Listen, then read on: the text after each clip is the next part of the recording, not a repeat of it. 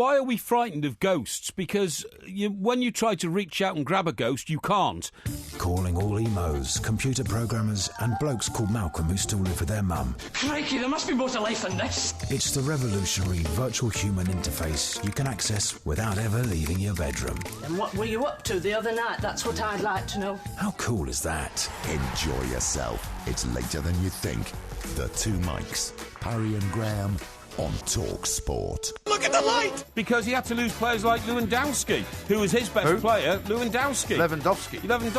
This is Talk Sport. We are the Two Mikes, and I'm delighted to say it's time to say a very, very good morning to Mr. Mike, a Porky, a Parry. Very good morning to you, Mr. Parry. Well, a very good morning to you, Mike, and the £100 you owe me now for the confirmation of Ronald Koeman becoming the new Everton manager will be gratefully received. Yeah, well, I've got some bad news for you on that front. Oh, yes? As I've had a word with my banking associates, and what they've said is, why don't you just Well, you knock haven't got any money? No, they've said, why don't you just knock it off the £1 million that he owes you for the apartment in New York? So what they've asked me to do is to say to you that you now owe me only £999,900. Okay.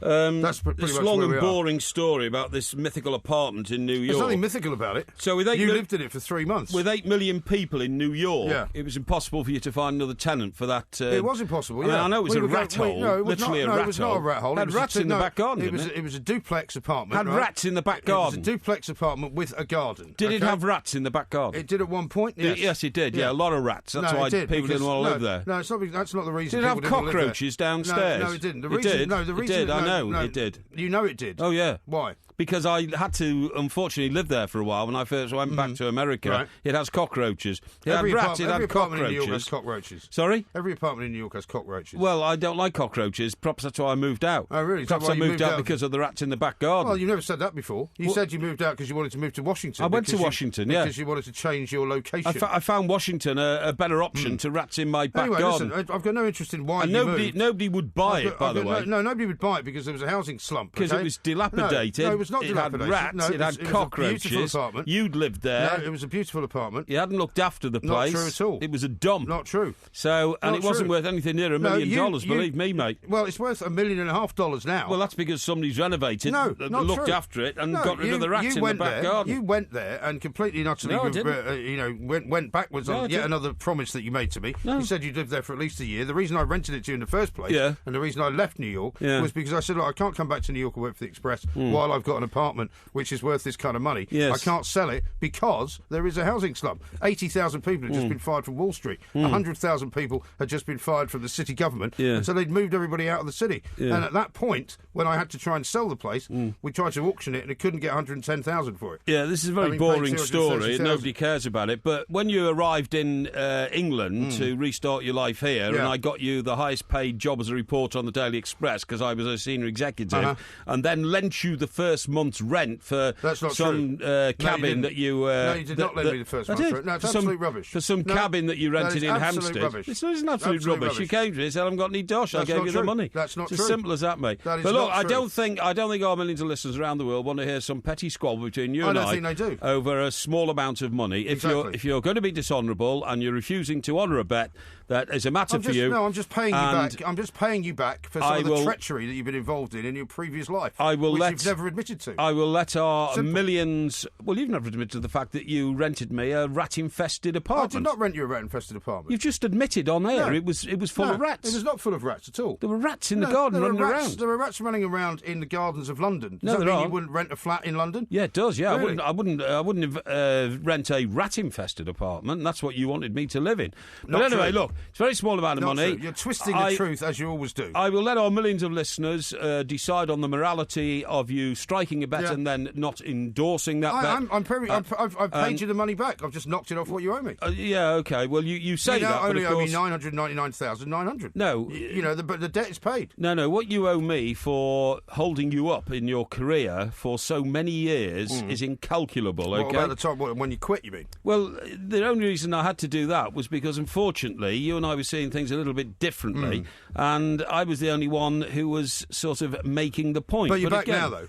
Well, of course I'm back now. Oh, okay. Of course I'm back now because I'm back now because you see the relevance of us being the two Mikes is a quite substantial reason. Being on our own, isn't it? Quite substantial reason for being here. But again, our many listeners don't want to hear about this petty squabble. I don't know why you're squabbling about it. Well, I'm not squabbling. I asked you if you're going to pay up the Ronald Koeman bet. I've paid up. No, you're not. 999. No, you're not. 900. That's what you now owe me. And the debt is paid. How much did you say it was worth eventually when you managed to offload it to some auction house? I wasn't able to offload it. That was the point. I had to throw the keys in the river. I had to give the keys back. I lost the entire amount of money that I put into the place. I lost the entire apartment. Yeah. It's now worth $1.5 million.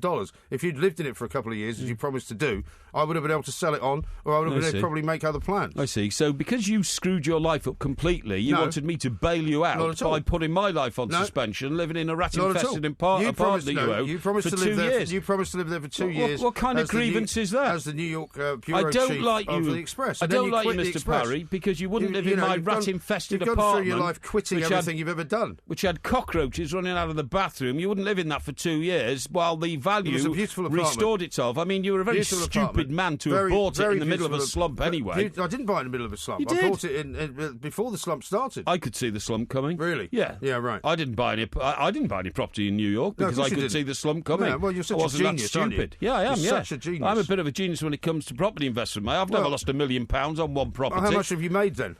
Well, that's a matter of irrelevance. Is it? Complete irrelevance, okay. yeah. Right. I mean, I don't know why you raise these issues, which, portray you to be a complete dunce head and a man who... because this is my life. Frankly, I don't go through my radio show complaining about what's happened to me in the past. I'm not complaining. I don't make up stories. I asked you for the £100 for the Koeman bet. I told you I've paid you. And then you've revealed all this ridiculous nonsense. £999,900. I think we should get on with the show. I think we should. And the point is that Mr. Koeman is now the Everton manager. Yes. That's a matter of great celebration for all concerned. Why is it exactly a matter of great celebration? Tell me why. Because he is a top-class coach. How do you know that? And because his track record... What is his track record? Tells you his track record is that during a career as a manager and a coach, he won 18 titles as a player and 8 as a coach. Yeah, but where did he win these titles? And Jurgen Klopp...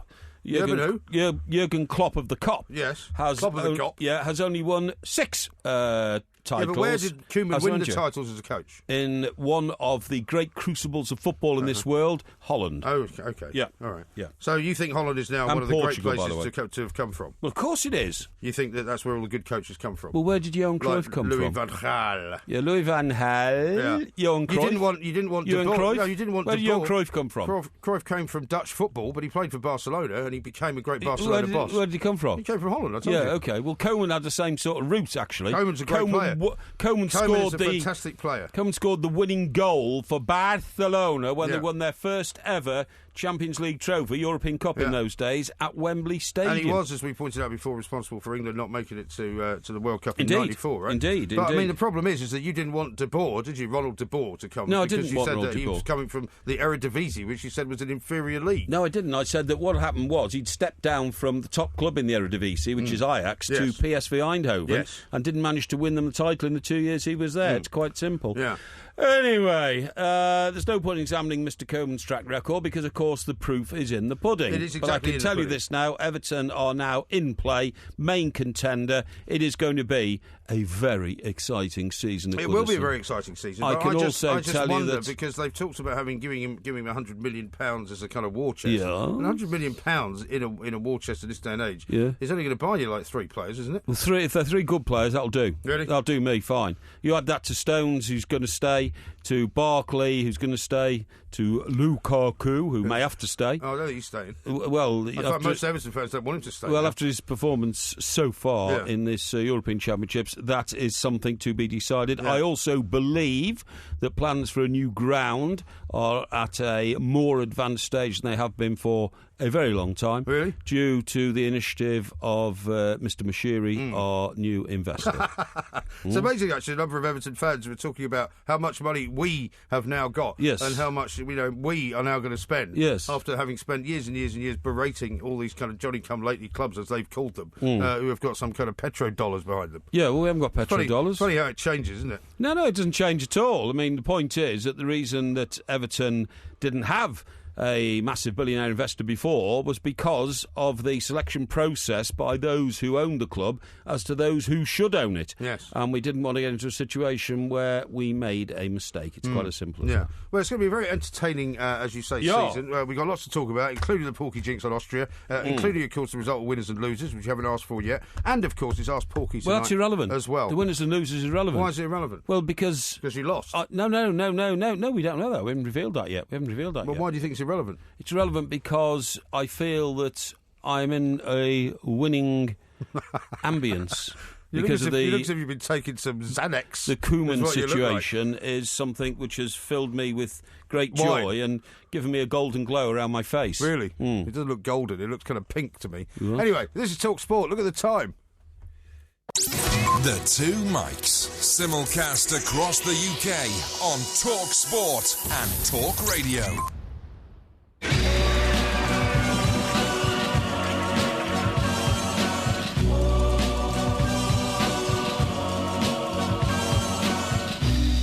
That boy needs therapy. Psychosomatic. That boy needs therapy. Psychosomatic. That boy needs therapy. Lie down on the couch. What does that mean? This is Talk Sport. We are, of course, the Two Mikes. We got lots going on. We're going to talk to a ghost hunter coming up a little bit later on in the show. Jose Concalves is going to join us as well. For Ghostbusters! Under 20. What? Ghostbusters! Why are you shouting Ghostbusters? Well, there's something wrong in your neighbourhood. Yeah. Who are you going to call?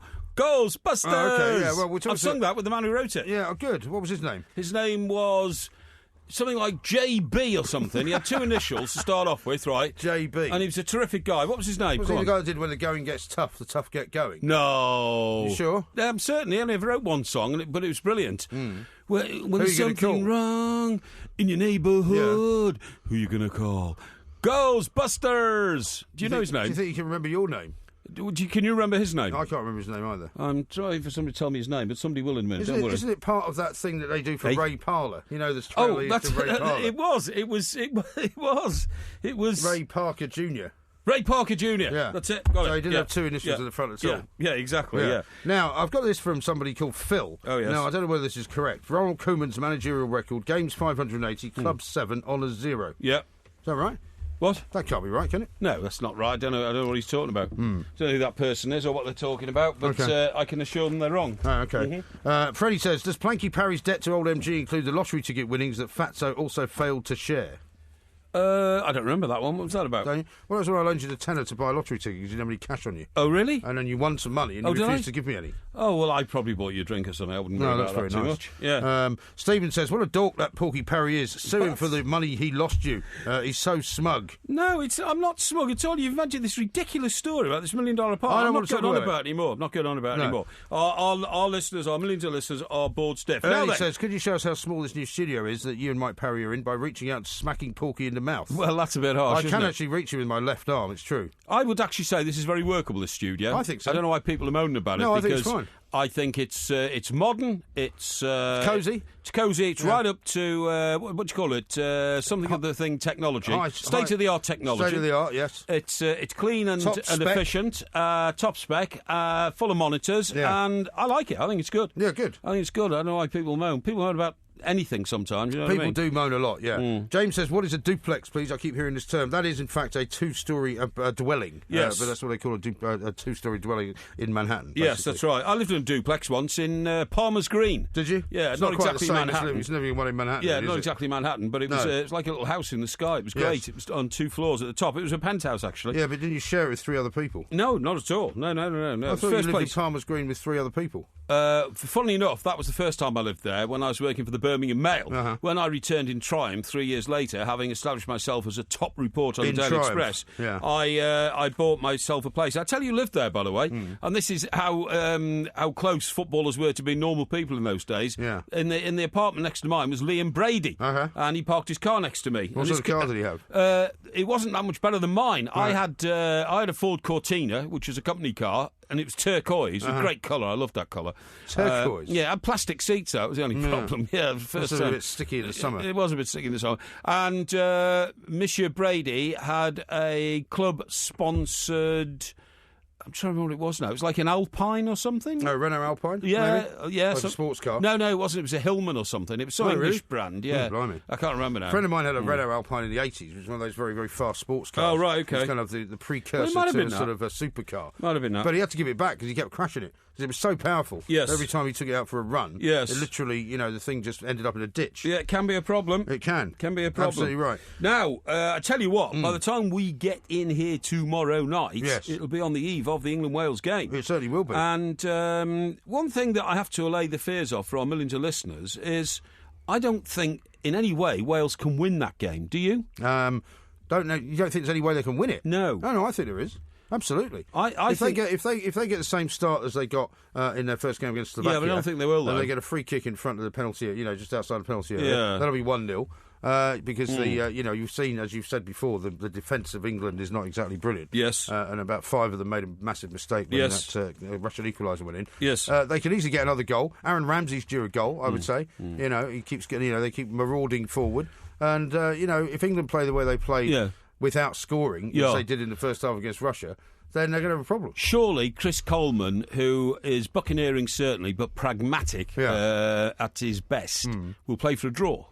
Because if they get 1 point, not sure he will. If they get 1 point, they've got 4 points. Yeah. And England will only have 2. Yeah. And so that will do 2 things. That will make their position absolutely certain for progression into the next round. Okay. And I can see why they would could do end that. England's. I can see why they could do that. However, playing for a draw and not winning the game is not necessarily the same thing. They could still win the game. Yeah, they could. But what I'm saying is, if they play for a draw but err on the side of adventure, rather than play for a draw and err on the side of caution, then they could snatch it. But I think he will be playing for a draw. I really do, because... Well, I mean, even if it's only an early strike and then, defending with 10 men or something like that. But I just can't see... I can't see Wales, for instance, running away with the game and winning by 2 goals. I can't see 2-0, 3-1, anything like that. No, I think there's 1 goal in it, whichever way it goes. But I think also, as we've always said throughout this tournament, if England don't score more than 1 goal, they won't win a game because they'll always let one in. Yeah, no, I totally agree. They will always let one in. I totally agree. Now, the other thing I want to say is that I think the Welsh camp, all this talk that England have got this guy called Steve somebody who's supposed to be a psychologist. What's his name? Steve Peters, is it? Steve Peters, that's right. The brilliant psychologist who so brilliantly psychologised England players in Brazil that they put in the worst performance ever in a tournament overseas. Psychologised? Yeah, but he's still there now, so he's going to psychologise them again.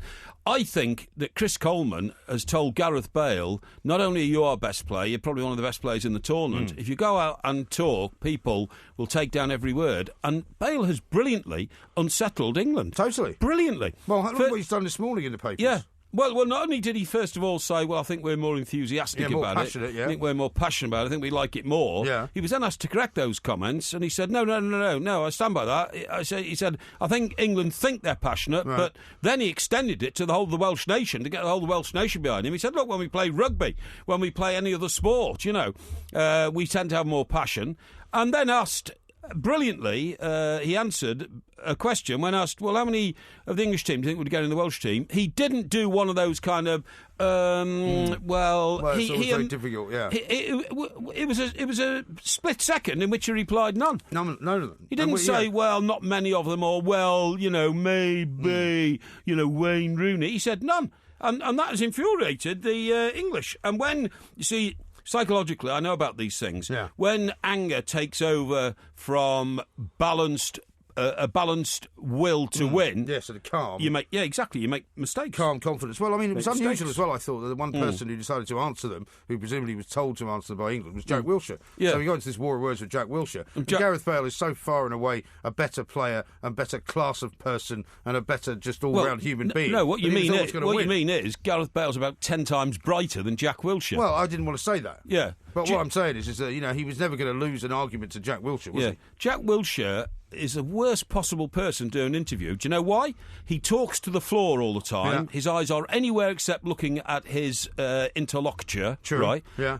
But he does, when he comes to the last word of his sentence, flash his eyes up at his interviewer and then flash them away again. It's most disconcerting because half the time you're thinking, hang on, Jack Wilshere's mouth is moving, but his eyes are focused on something over the shoulder of the interviewer. Yes. He's clearly thinking about something else, and he's parroting a few phrases that he's heard other people say. Yeah. You know, all this about the way he's, well, also, I mean, everybody looks at England. Yeah, everybody looks at, but everybody looks at Wales and sees them play as a team. Yeah. Sees them. I mean, as you were critical of them about hugging on the touchline when they score a goal. Yeah. You know, everything they do together. Yeah. Everybody watches England play, and they look like a bunch of over-pampered, overpaid millionaires who couldn't give a fig about being in an international tournament. What is the greatest Unfortunately. greatest contrast down at the what you call it these days, technical area? Yeah. We used to call it the bench.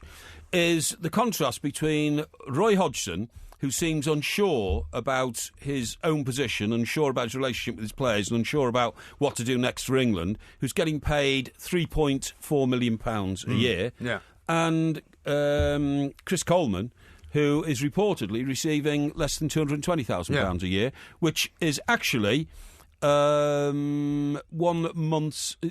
than 1 month's money of Roy Hodgson's. I know. It's ludicrous. It is ludicrous. It is absolutely ludicrous. I tell you what. And also, when you see Gareth Bale talking in the way that he is talking, yes, and boasting in the way that he's boasting, yes, he is kind of boasting, he's completely running rings around Roy Hodgson, because that's really who he's talking to. Yes, he's not talking to Jack Wilshere. No, I agree. Because he's too far beneath him. He's not talking to Joe Hart. I agree. He's not talking to Wayne Rooney. He's a very smart guy. He's at the very top of his game. He plays for Real Madrid. He knows all about winding people up. Yeah. And he's done a great job. Here's a great line from Gareth Bale. And by the way, I'm very English, and I want English to win this game, and I support England. There's a lot of people absolutely. have wondered about whether you're going to be wearing a sort of half and half shirt. No, not don't be ridiculous. But you have to admire the way the Welsh have gone about it. And Gareth Bale said England bigged themselves up before they've done anything. Yeah. Do you know what? It's not the players who big themselves up. And maybe Roy Hodgson, alludes to it, but I think it's just the whole... Well, some people will say it's the media that bigged them up. No, it's not. It's the whole image of the Football Association, the Football Association, and what England are all about. Yeah. But you've got to remember that England are also bigged up because they are still... maybe Brazil apart, they are still the biggest attraction in international football, without a shadow of a doubt. One of the reasons for that, sadly, because of current events, is because they take more fans to any tournament than anybody else. Yeah. But mostly it's because they produce more more TV revenues than any other team. Yeah, and you wonder why that is. It may have something to do with the Premier League, but we are out of time yet again. Yeah. However, there's lots more to talk about. Yeah. You sure don't want to know what the winners and losers score was? We'll come to that. Okay. We'll come to that. This is TalkSport. Yes.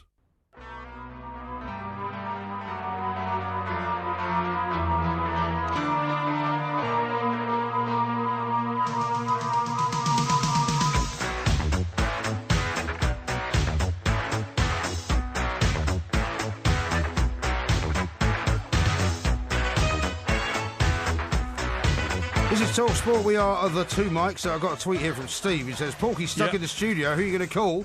And he says, Gutbusters. Which is a bit harsh, Gutbusters. Quite like that. Richard says, stop shouting at each other, guys. No, I'm not shouting at all. We've left to the show before. No, I nobody's think we're shouting at each other. Nobody's shouting. Now, somebody sent a picture of a Chrysler Alpine car. Oh, yeah. Yeah, I think it was. From the 70s. I think it looks was. a bit like a sort of, what in those days might have been called a fastback. Yeah, that's right, car. yeah. I think it was, honestly. Yeah, I think it was one of those. I knew somebody had one of those as well. Sorry? I knew somebody had one of those as well. Well, I mean, in those days, pretty horrendous looking cars. In those days, cars made in this country were, they were just useless. Yeah. Do you remember the Morris Marina? Yes. I mean, that used to fall to pieces. Yeah, it did, yeah. And there was the Austin Allegro as well, wasn't there? Well, the Austin Allegro, that was such a poor car that in order to get people to buy it, they thought they'd give it the gimmick of a square steering wheel. Do you remember? Did they really? Yeah, it had a square steering wheel. Because it was a bit like one of those things from like Stingray. That's right, yeah. It was half a steering wheel. Yeah, it was useless. And all the cars in those days were useless. They all rusted and they all fell to bits. Yeah, there you go. Chrysler Alpine. That's it. That was the one. That was the one, yeah, that was the one. The people that had them thought actually they were quite flash. Yeah, they did actually, yeah. Now, I've got some very, very exciting news to reveal to you, right? What's that? Now, I can't reveal to you how this came about. Right. But what I can say to you is that you are going to be absolutely gobsmacked, more gobsmacked than you've ever been by what I'm about to produce.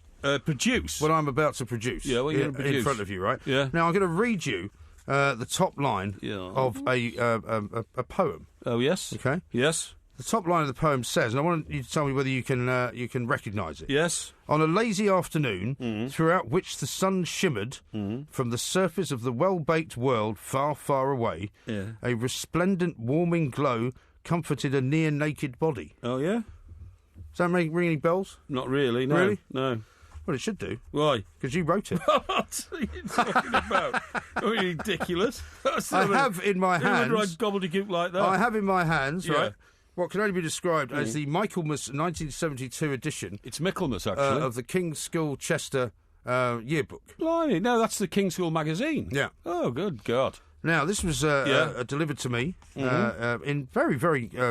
splendid condition, pristine condition. Very pristine condition. Yes. And inside, it says that there are contributions from various members of the school. Oh, yes. Okay. Yes. And this is the poetry section, obviously. Oh, yes. And this poem is called Candida Pax. Oh. And at the bottom, it says M.A. Parry. Yeah. Upper Sixth Arts. Oh, well, there you go, you see. So you sure that shouldn't say up his own arts? No. Hey? Oh, Upper Sixth Arts. That's brilliant, isn't it? But, I mean, interesting that you should be making sort of references to naked women. Yeah. Should I start again? Yeah, on a lazy afternoon throughout which the sun shimmered from the surface of the well-baked world, I know it's not half-baked world, far, far away, a resplendent warming glow comforted a near-naked body, bringing back the desire to be conceived but never born. An intermittent breeze sent occasional impulses up my spine and disappeared way beyond, where motionless bliss settled serenely on the hazy innocence of the day. That's pretty good. It goes on and on. Go on. Are you sure you weren't on the old magic mushrooms? No, but I could have been. And it says, subside gradually the heavy tedium of tiredness subsided to slumber, and the partial shadows cast on the eyelids became a pale contrast to the depth of colour beneath them, through which the effervescence of a dormant brain found no exit. That's pretty good, that, isn't it's it? like sort of Aldous Huxley-esque. I think it's brilliant. Is there any more? There's loads of it, yeah. Yeah, go on. A girl unreal in her elegance floated through the mists of time.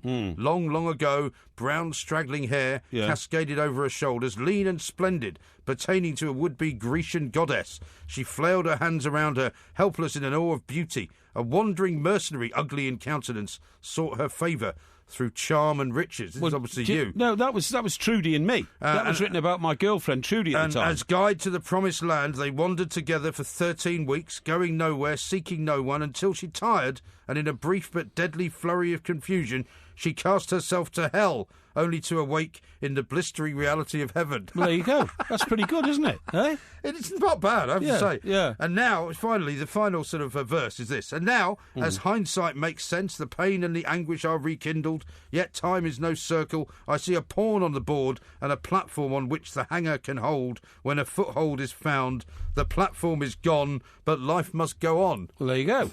That's pretty good, don't you? Is this a sort of expunction of your teenage heart being broken? I think it probably is, yeah. Oh, hang on, does that mean she left you then? Well, I think we had a bit of a bust up there. Really? Thank you very much indeed. Yeah. I think I was starting to discover that there was more than one woman in the world or something like that. It sounds to me like the weepings of a sort of a teenage adolescent No, heart. also, because I was so regularly playing for the King's School Chester First 11, I became a sort of babe magnet to all the girls from the Queen's School. Now, funny you should mention that. Yeah. Because I've got a reference to that. I've got another one here. This is summer 1973. Oh, yeah. From the King's School Chester. Summer 73? I don't think I was still there, was I? Well, yeah, you were, because in the First 11 soccer report by Alan May... Oh, yeah. Right. Yeah. The team lists one M.A. Parry. Well, there you go. And you get a special mention. Although it was very difficult to single out individual performances, special mention must go to the goalkeeper Richard Yarwood, whose brilliance saved the team on many occasions, and also to Mike Parry, in brackets, the wild thing with the orange hair. Wow. Who was the only ever present this season. Thank you. There you go. You see?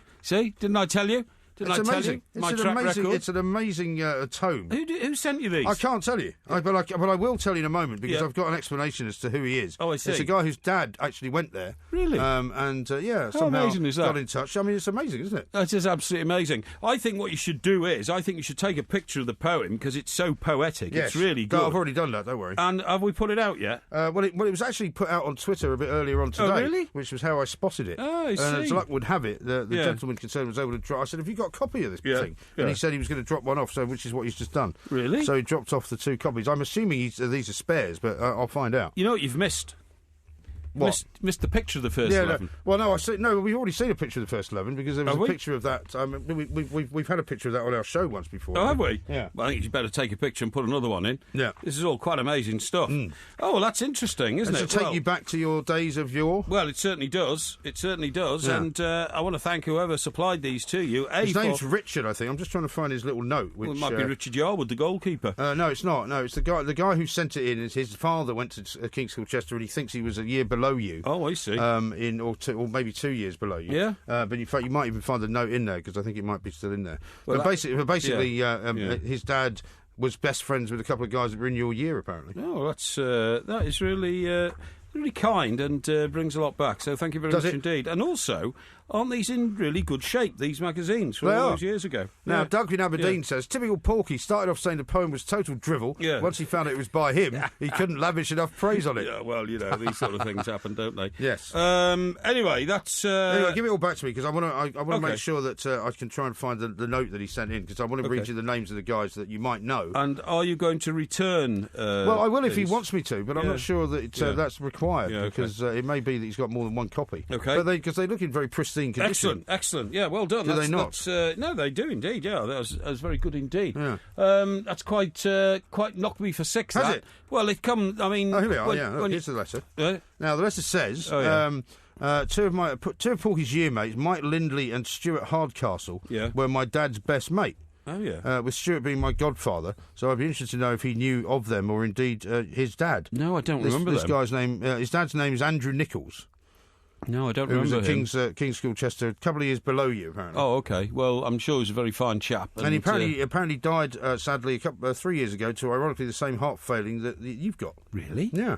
Good God. Isn't that a coincidence? Well, he had dilated cardiomyopathy. Yeah, I think so. A poor chap. Yeah. Well, I'm very sorry to hear that. But very grateful to his son for taking so much time, care and trouble to send those in. He's given us a number as well, indeed. so we might get him on the show at some point. Well, I think we should at least respond and say, I'll certainly deliver a thank you note because that's very, very kind. And, isn't it? And does bring back an awful lot of memories. Yeah, thank you very much. It was very good. You see, you're not feeling quite so aggressive now, are you? No, I'm not aggressive anyway. I'm not aggressive the aggression out of you. No, not at all, not at all. I mean, what that tells you really is that your past can always catch up with you. It can. Do you see what I mean? It's true. Because, as you quite rightly say, I didn't know I'd written that poem. No. But of course... But as I was reading it to you, though, did it come back to you? Well, sort it must of. have done. I think when it got to a girl unreal in her elegance floated through the mists of time. I've never forgotten that line, you see. Right. That must have been floating around in my head. That's all very interesting. Yeah, it is. Dee says Porky's poetry is psychedelia in words. It does sound a bit psychedelic. I mean, it's all a bit kind of, Well, I suppose I was... Strawberry Fields Forever, isn't it? Oh, yeah, I suppose I was massively influenced by, the fact that John Lennon and Paul McCartney were writing things like Lucy in the Sky with Diamonds and all that sort of stuff around about that time. Yeah. Summer of Love and all that. Now, I'll tell you what I want to tell you about, talking about Summer of Love, OK? Yeah. Did you know that today is the anniversary of the birth of Che Guevara? I didn't know that. Yeah, Che Guevara, born on this day. Uh-huh. And I tell you what, I'm going to tell you about this Che Guevara guy in a minute, because the great contradiction in the world at the time was that it was the Summer of Love, you know what I mean? He was born in 1928, by the way, and he died in 1967. Right. Now, when he died, half the world's 18-year-olds went into mourning. No, not Che. Yeah, not Che. Right. Che was a terrorist, right? Well, hang on, you can't tell me this now, though, because look at the time. Well, I'm going to tell you all about it in a minute. Well, remember, hold on to it. It's all about Che Guevara next. Hold on to that thought. And Che Guevara was a terrorist. Yeah, well, some people say that. Other people think he was a freedom fighter. A freedom fighter? An age-old compound problem. Summer of Love, and he was invading Cuba. Yeah, OK. On digital radio and 1089 and 1053 AM. Talk Sport. The Two Mics, simulcast across the UK on Talk Sport and Talk Radio. Hey! The sun goes down like a bad dream. You end up tight, gotta let off steam. They say they can break you again and again. If life is a radio, turn up to 10. It's a crazy, crazy, crazy, crazy. This is Talk Sport. We are the two mics. Coming up in the next hour, we're talking to Ghost Hunter because some of these Airbnb places that people are renting are actually are being rented specifically for the purposes of being scared. Crazy. Like you'd want to go somewhere and actually rent it because you want to be scared. Now, I have put out a tweet containing your poem. Oh, right, okay. I hope you don't mind. No, not at all. I'm very pleased you have. It's in 2 pages.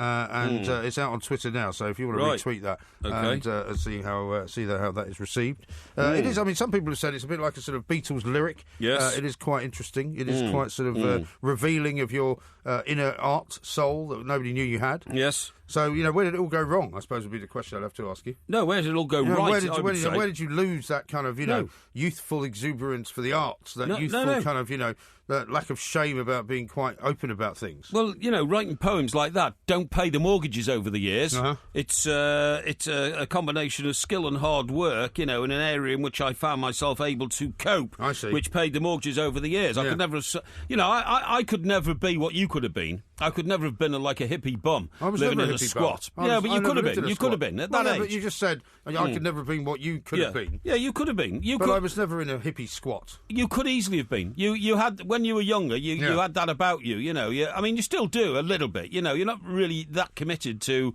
a professional life. You do like the better things in life, which a professional life brings you. And you're a bit dilettante, I have to say. You know what I mean? Well, you always accuse me of that. But I mean, I've worked very hard all my life, and I've achieved an awful lot through very hard work without it being handed to me on a plate. Yeah, I agree. And I quite resent you saying that it's anything other than that. No, you are dilettante, believe me. You'd rather spend a day on the sauce than a day at work. I'd rather spend a day at work. Yeah, because you have no imagination. But that's the weird thing. This poem shows that you used to have an imagination. You killed it off. You strangled it at birth. No. It's a tragedy. This is Talk Sport. We are the two mics. There will be a podcast coming out a little bit later on, of course. Here's one from Adrian, who's texted in to say, very tactful, Porky, telling the Portuguese chap that Ronaldo really wants to be Spanish. Well, I'm sorry, but that's the impression I always get. You always get the impression that he wanted to be at Real Madrid and regarded as the biggest club in the world, and he wanted to be the centre stage there. And I believe he wants to be with a more impressive national side. And, it's a very nice thing to say to another Portuguese, though, is it? Well, it's like most Canadian people want to be American, don't they? And most sort of Portuguese Canadians don't want to be American. Yeah, I think they do. They're very pleased they're not American. Most absolutely not true. No, it is. Are you going to say next that most Kiwis want to be Australian? A lot of them, I think, would like to be. No, absolutely not. Most Portuguese would like to be Spanish, that sort of thing. It is. I mean, they're very proud to be Portuguese. Well, I'm sure they are, but nevertheless, I think they'd rather be with a more substantial sort of country setting. You know what I mean? I mean, I always believe that sort of Belgian people want to be something else, really. Because nothing's ever. They'd rather be French. No, I think they'd rather be Dutch. Nothing's ever really happened in Belgium and that sort of thing. I don't think you understand the individual kind of nationalities. Oh no, I think you do. All of these small countries. I mean, you might as well say that Welsh people would like to be English. Or no, Scottish people I would like wouldn't to be say English. that. No, I wouldn't say that. No, you wouldn't. Now, listen, we've got some fantastic responses to my poem being put out. And let me remind our millions of listeners around the world, it wasn't me who put it out. You put it out. It's very kind of you. Do you know why I put it out? Because I wanted people to know about your softer side. Well, about the sort of arty side that you never very much reveal anymore. It's funny because you buried it away in your past. Yeah, well, it says here from Emma, she says, you are a lovey, Porky, a thespian darling. We're resplendent in glorious fashiondom, relaxing on the crest of love in those days. Yeah. Very nice for her. And some other people sort of say, Dee says, Porky's poetry is psychedelia in words. Yeah, I read that one already. Yeah, was that in the Wayne Rooney masterpiece? No. What does that mean? Was it in your Wayne Rooney book, your tome? Oh, I see. No, it wasn't. For a penny on Amazon. Sounds like Porky was trying to write a song for Beatles, but there's rather a mischievous one here. It says, were you writing poetry like that, Porky, just to try and get your romantic way with young ladies in that day? You know what I mean? Brian says something similar. He says, so this is how he got some Rogerisation from the women. He read them his poem, making them weak at the knees. Yeah, well, that's probably actually. Like I mean, now that he said that, it's kind of ruined it for me. Yeah. Because actually, now I'm thinking, that's probably the only reason you wrote it was so that people would think that you were this kind of sensitive soul. Yes, absolutely. Touching the Thomas Hardys, absolutely, putting your arm around the girl as you're taking her away in the trap from the guy who's about to drop dead. Well, I told you that story. I mean, that was a very sad story. Yeah. Now, something else I want to tell you. That is you don't want to know the winners and losers score? In a sec. That can come in an hour into the show. Yeah, well, don't worry. I mean, last time you won it, I seem to remember you asked for it in the first 10 minutes. Yeah, well, don't worry. It'll subsequently, it'll transpire. I'm not worried. Now, there's going to be a huge rivalry over the England-Wales game, OK? Yes. I'm actually... where are you going to watch that, by the way, on Thursday? I will be... I'll just probably watch it at home, actually. You're very welcome to come and join me in a Oh, now you welcome me to come and join Yeah. Well, no, you told me yesterday that you were doing something with Mr. Brazil, weren't you? Well, we're all doing things, and I want to come along. I don't want to. Thank you. Why Thanks not? anyway. Why? No, because I'd rather not. Why? Because it's not the way I like to prepare for a show. Well, I don't want to go out and get bladderated before a show. Nobody's getting bladderated, but I mean, you've got to get into the spirit of things. We'll be we'll be amongst a huge crowd of England and Welsh fans. No, it's not for me. Incidentally, my pal Dave, who he's a very successful businessman actually, and would be surprised to know that his business is bladderation. He owns a string of bars. Well, can you not identify more closely than that? Well, he owns the Sports Bars and Grill, yes, right? There you go. And he, the only reason I mention this is because he's got more screens showing football matches in London than anybody else. Yes. So he'll be pretty busy on Thursday. But he's a proud Welshman, so he's sending me all sorts of notes saying, Wales are going to win and all that kind of stuff. I suppose he'll give away free drinks if Wales win, won't he? Well, he might do. So he might go to one of his bars afterwards or something like that. Well, no, we can't. That's the point. We've got a show to do. I mean, the game finishes at 4:30. Well, it's not sort of a caper I get involved in. No, don't worry about it. Sean says Mike Parry waffled on a bit even back then. What do you mean? Waffle? That wasn't waffle. That was really good Your stuff. Poem. Don't you think it's really good stuff? I'm quite touched by the response. I can tell that you are. Yeah, people are saying some very nice things. Maybe it should about me. Maybe it should spur you on to kind of revisit that side of your personality, well, which, as I say, you've obviously now sort of murdered and kept to one side. Here, Nick says best read playing a flute. He's talking about my poem now. Here's the Mike Parry love poem from his torrid romance with Trudy at school. You see, she's become famous. Trudy. Yeah. Do you think she likes that? Well, she may not like it. I don't know. We have to find it. People keep spelling it with a T-R-U-D-I. Yeah. In fact, it's a T-R-U-D-Y. Is it indeed? Yeah. Her mother was Austrian, you see. Yeah. Steve says this. I can see where Porky's coming from. For example, I think Porky would like to be MG. Yeah. There's one here that says the Two Mikes World Tour has just been banned from Canada, New Zealand, Portugal and Belgium because you're saying they all want to be somebody else. You are a plank. That's from Dazza. That's true. And Ernie says, I think the girl who broke the heart of Porky has a lot to answer for. He started off so loving and now look at him. What do you mean? Well, it's true. I think she may have had a profound effect on you. Why? Because I think she broke your heart and you were this kind of very kind of, romantic, sort of soft individual. Yes. And you then developed this kind of hard outer shell to ensure that would never happen again. Well, I'm not sure about that. But that would be a very straightforward psychological examination.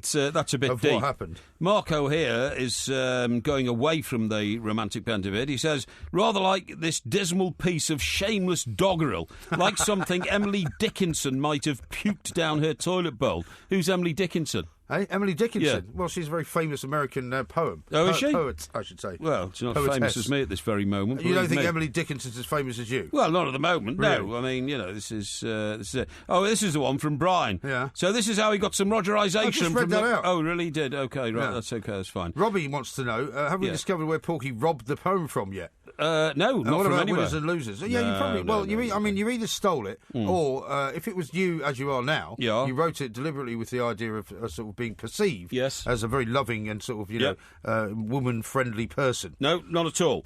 It all came out of my own head. I was a very good poetry writer in those days, but I decided it just took too much time and too much thought. Oh, I think it's very good. I think we should get a real poet to examine it. Really? I really do. How about Emily Dickinson? Well, okay, I don't mind if she wants to, and have a look at it and interpret it. Because, you see, you get a psychologist to read that poem of mine, he'd be able to interpret all sorts of things out of it. You know what I mean? I think he would interpret what I've interpreted is the writings of someone whose heart has been broken and crushed and stamped upon and dragged through the undergrowth, which is what has now left you as a husk of a man. No, and a man who can never really be intimate with women. After that, I don't think so at all. But I mean, I can't blame you having that sort of thought. And how about this from Woodenhead, who knows your prose very well? Oh yes. How did he get from a poem this nice to the snow was as white as a tin of Dulux paint and lingerie poems in the paper?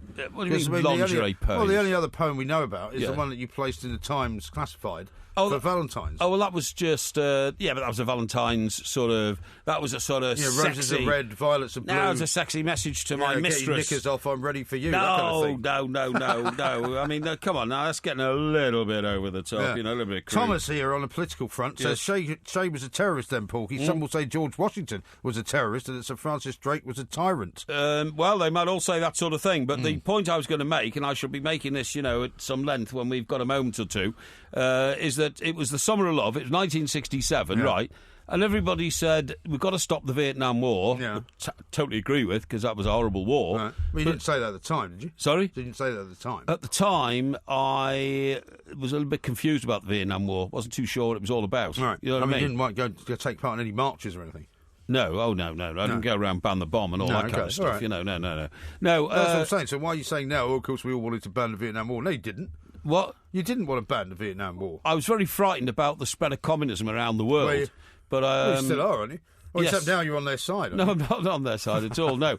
But the problem is that actually the Vietnam War didn't solve anything in the end. No, it didn't. You know what I mean? It was a complete waste of time. Well, yeah, but we didn't know that at the time. 53,000 American lives lost. How many? 53,000. I thought it was more than that. No, I think it was 53,000. And I mean, many more lives in the locales where they were. Yes. But, Vietnam, I'm pretty sure the Vietnam memorials have 53,000 names on it. Yeah, I've seen that in Washington, and it breaks your heart. It really does. It does. It brings tears to your eyes. Now, have a look at the time, because we're out of time once more. Okay. And we still haven't done winners and losers. Oh, no, don't worry about that. I'm going to tell you all about Shay next. Oh, okay. We'll do it soon. This is Talk Sport. The Two Mikes, simulcast across the UK on Talk Sport and Talk Radio.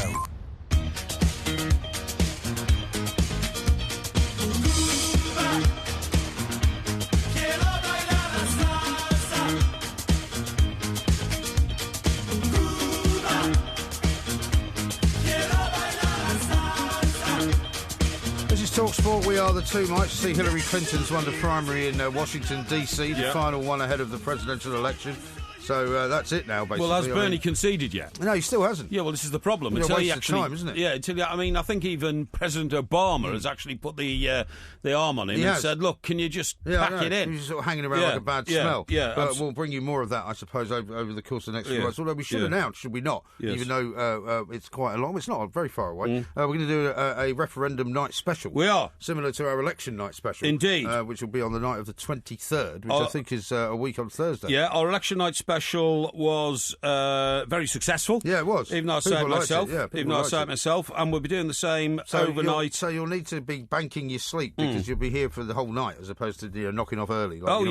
Yeah. No, that's absolutely right. And at that stage, when that's all over, will we then be able to tell the audience what we actually think? I believe so. And who we might have voted for and all that kind of stuff. Once the polls are closed, we're allowed to do that. I mean, I've been trying to sort of lobby to get us to have a proper conversation about it on the air. Yes. We may yet be able to do that before the vote is actually cast. Well, we'll see. But there are rules against it, unfortunately. Paul says this, Porky's words put him up there with the greats, Lennon, McCartney, Gallagher, and now Parry. Man of the people. Thank you. Dear God. Thank you. He'll actually start believing this. I tell you what, if there are any musicians around who read those, they might want to put them to music, you know. Oh, yeah? Yeah. You think? Yeah, I do. Yeah. I do. I think it's that good. Now then, that what song... about Benny Hill? I know he's not still around, is he? Why have you mentioned Benny Hill? Well, because, he had quite a big hit with the Milkman, Ernie, didn't he? Maybe the people that put that together could do something for you. That was a comic song about a mythical creature who was... A mythical creature? Yeah. It was about a milkman. Yeah, that's right. Yeah, he was driving a milk wagon, you know? I know he was a mythical creature. The only other guy in it was 10-ton Ted from Teddington, right, and he drove the baker's van. Was there not a woman in it as well? I love that. Oh, yeah. Now, how about this from Steve? He says he keeps reading tweets that MG has already read out so as not to get the winners and losers result. Can we please have the result now? Well... And Damien says this stalling of the winners and losers is suspicious. No. I even believe Porky didn't cheat on Lee Clintwood, but this is now shady. No. It's just that it's irrelevant, really, because there's other things to talk about. Now, listen, that record that brought us back to the air, in Cuba, who made that? You know what? I don't know. I can't tell you. Something Brothers. Is it? Yeah, Something Brothers. Okay. Somebody should tell you. You're thinking it's the Doobie Brothers, but it's not. It's the Gibson Brothers. The Gibson Brothers. Yeah, not the Doobie, the Gibson Brothers, right? Now then, now, I'll tell you something, right? The only reason Che Guevara was ever known by all these students all around the world was because he wore a beret. Yeah. If he hadn't worn a beret... Have you ever seen the Motorcycle Diaries? What's that? It's a movie.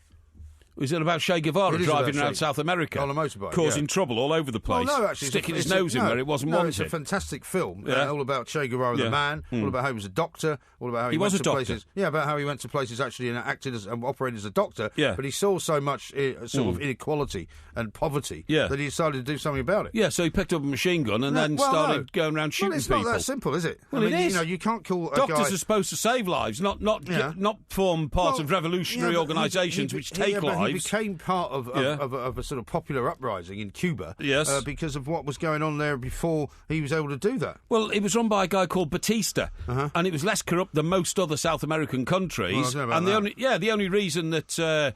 old Che Guevara and his mate Fidel Castro moved on there. So they already tried to overthrow countries like Bolivia and Venezuela and all that. Couldn't get anywhere. Yeah. So they picked on a tiny little... Well, it's not tiny. They picked on an island that could barely defend itself and decided to have a go there. But I say again, without the beret, right, he made the beret famous all over the world. Without the beret... Nobody had ever heard of Che Guevara. Well, surely not so much the beret as the poster and well, the that's image. What I mean, the beret and the beard. No, but it was the image, wasn't it? It was the image which appeared on T-shirts. The image, everybody had a poster of it. Yeah. And a lot of people didn't really know who Che Guevara was. No. But they thought it was pretty cool to be a student and have a poster up in your room. It's absolutely right. And I remember in 1967 when he got blown away, and I didn't know anything about Che Guevara at the time, but I've read all the books since because I'm a student of sort of South American history. Oh, yeah. And all these students in like Princeton and places like that, in America, were, on their knees weeping as their lecturers broke the news. I'm sorry to have to tell you, but I'm afraid Che Guevara copped for it this morning in a jungle in Bolivia.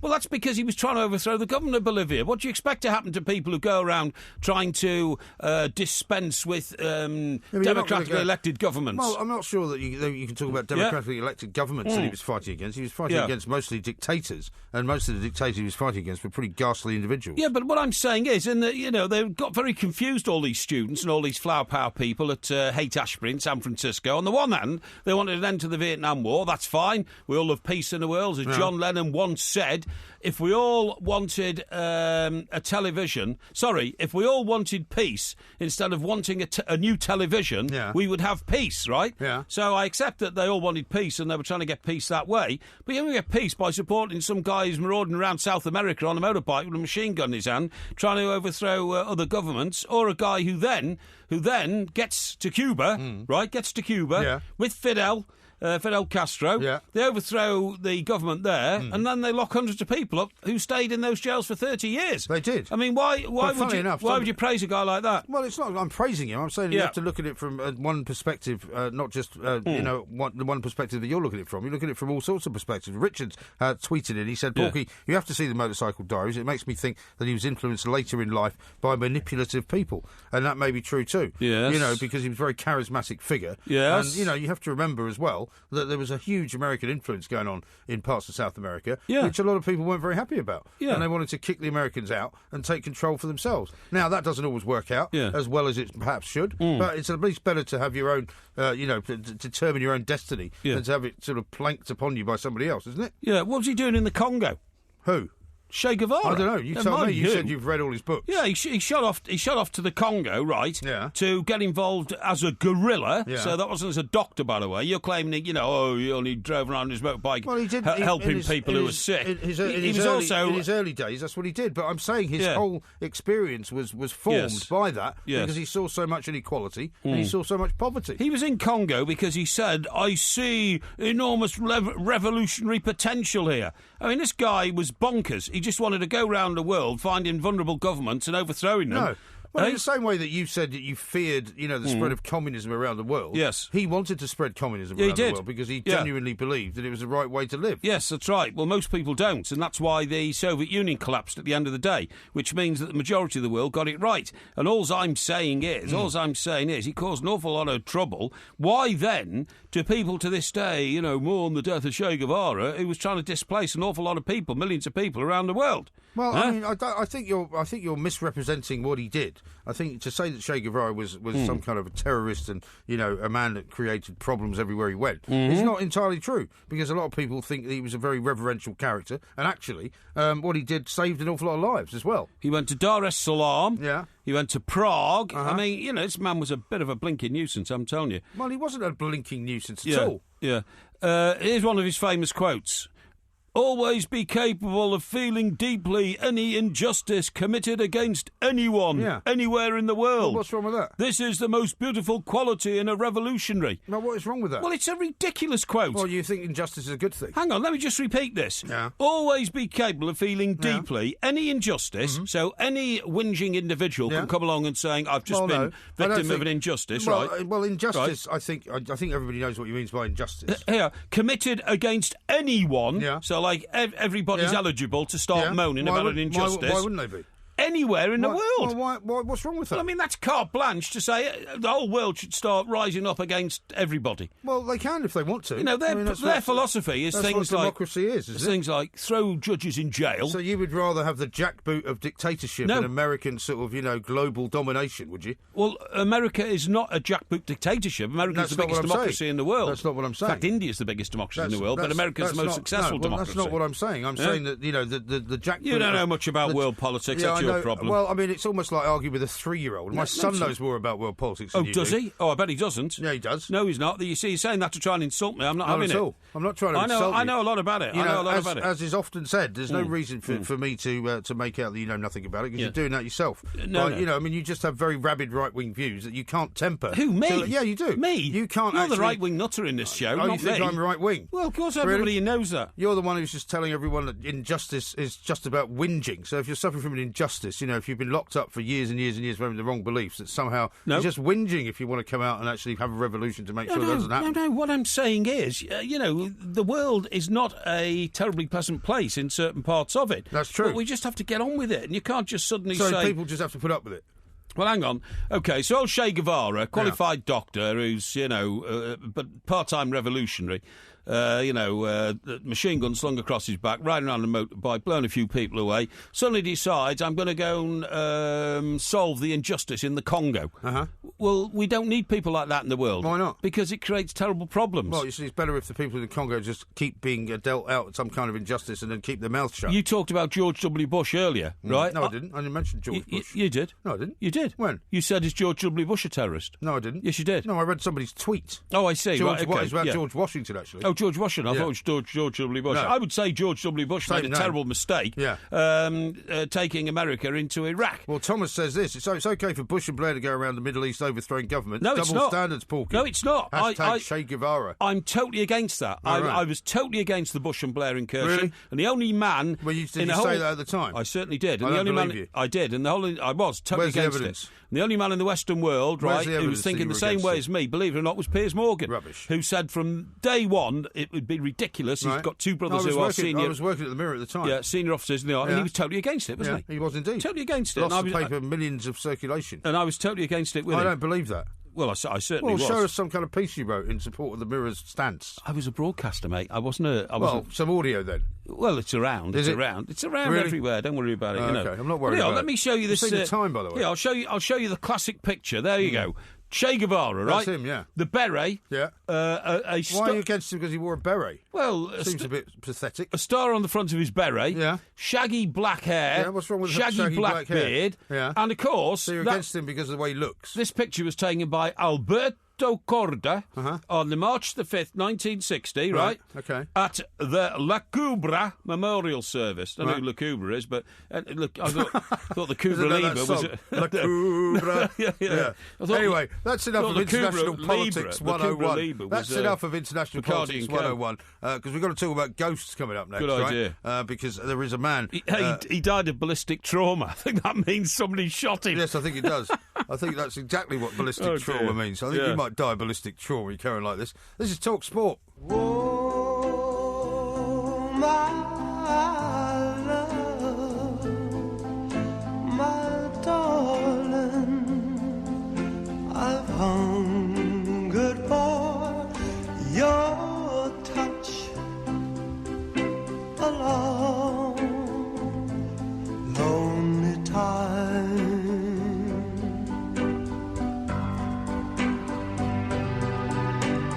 Time goes by so slow. It's a nice song, isn't it? That's Unchained Melody. It is. But that wasn't... you know that guy who's in Grantchester? Yes. Robson Jerome. Robson Jerome. Yeah. He sang a version of that, which was number 1 for 9 weeks. It was. This was from the movie Ghost, with his Geordie mate. Do you remember, have you seen the movie Ghost? No, I haven't, actually. Really? No. Don't remember who was in it? Yeah, I know who was in kind it. of era. The guy who was in Remember Dirty Dancing. Yeah, that's right, Patrick Swayze. Yeah. And? The female? The love interest. Do you remember that scene when they were making the clay together?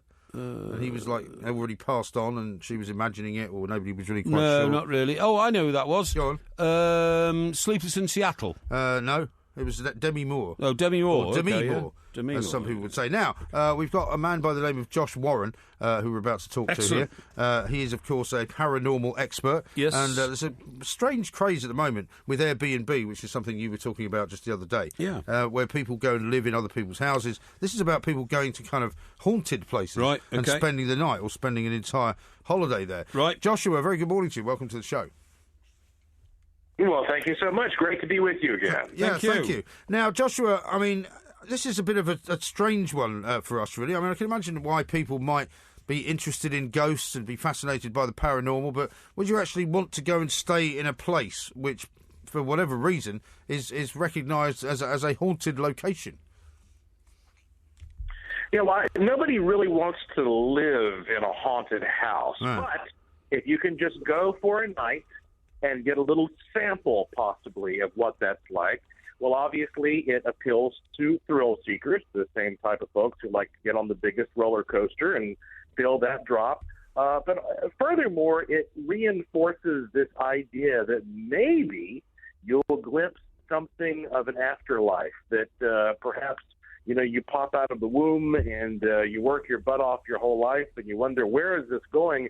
It's kind of nice to think maybe you'll see something to reassure you and to feel that there actually is something beyond this physical life. Yeah, but most people are terrified of ghosts, aren't they, Josh? Don't they? They think they want to see a ghost until they do, and then all the hair drops out and they go white and they never recover. Well, you're right about that because, I spent 6 years going from haunted house to haunted house before I ever actually saw a ghost.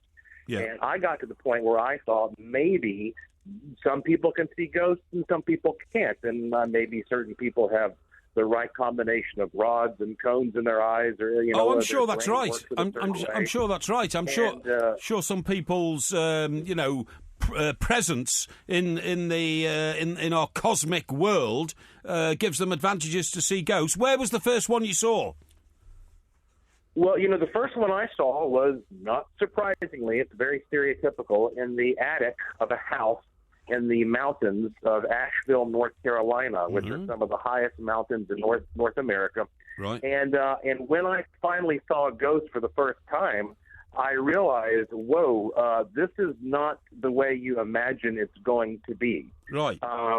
Fortunately, the first time I saw a ghost, there was another person there, and so it wasn't just scary as much as it was just very, very bizarre. Did the other person see the same thing you saw? That's right. We both saw it, and as a matter of fact, I got a photograph of it. But you know what? The first time I saw a ghost, that was not the scary time. The scary time was when I spent the night by myself at an inn in Louisiana that was an old plantation. At least 10 people had died there, but they used to have slaves, and the slaves were tortured and treated horribly.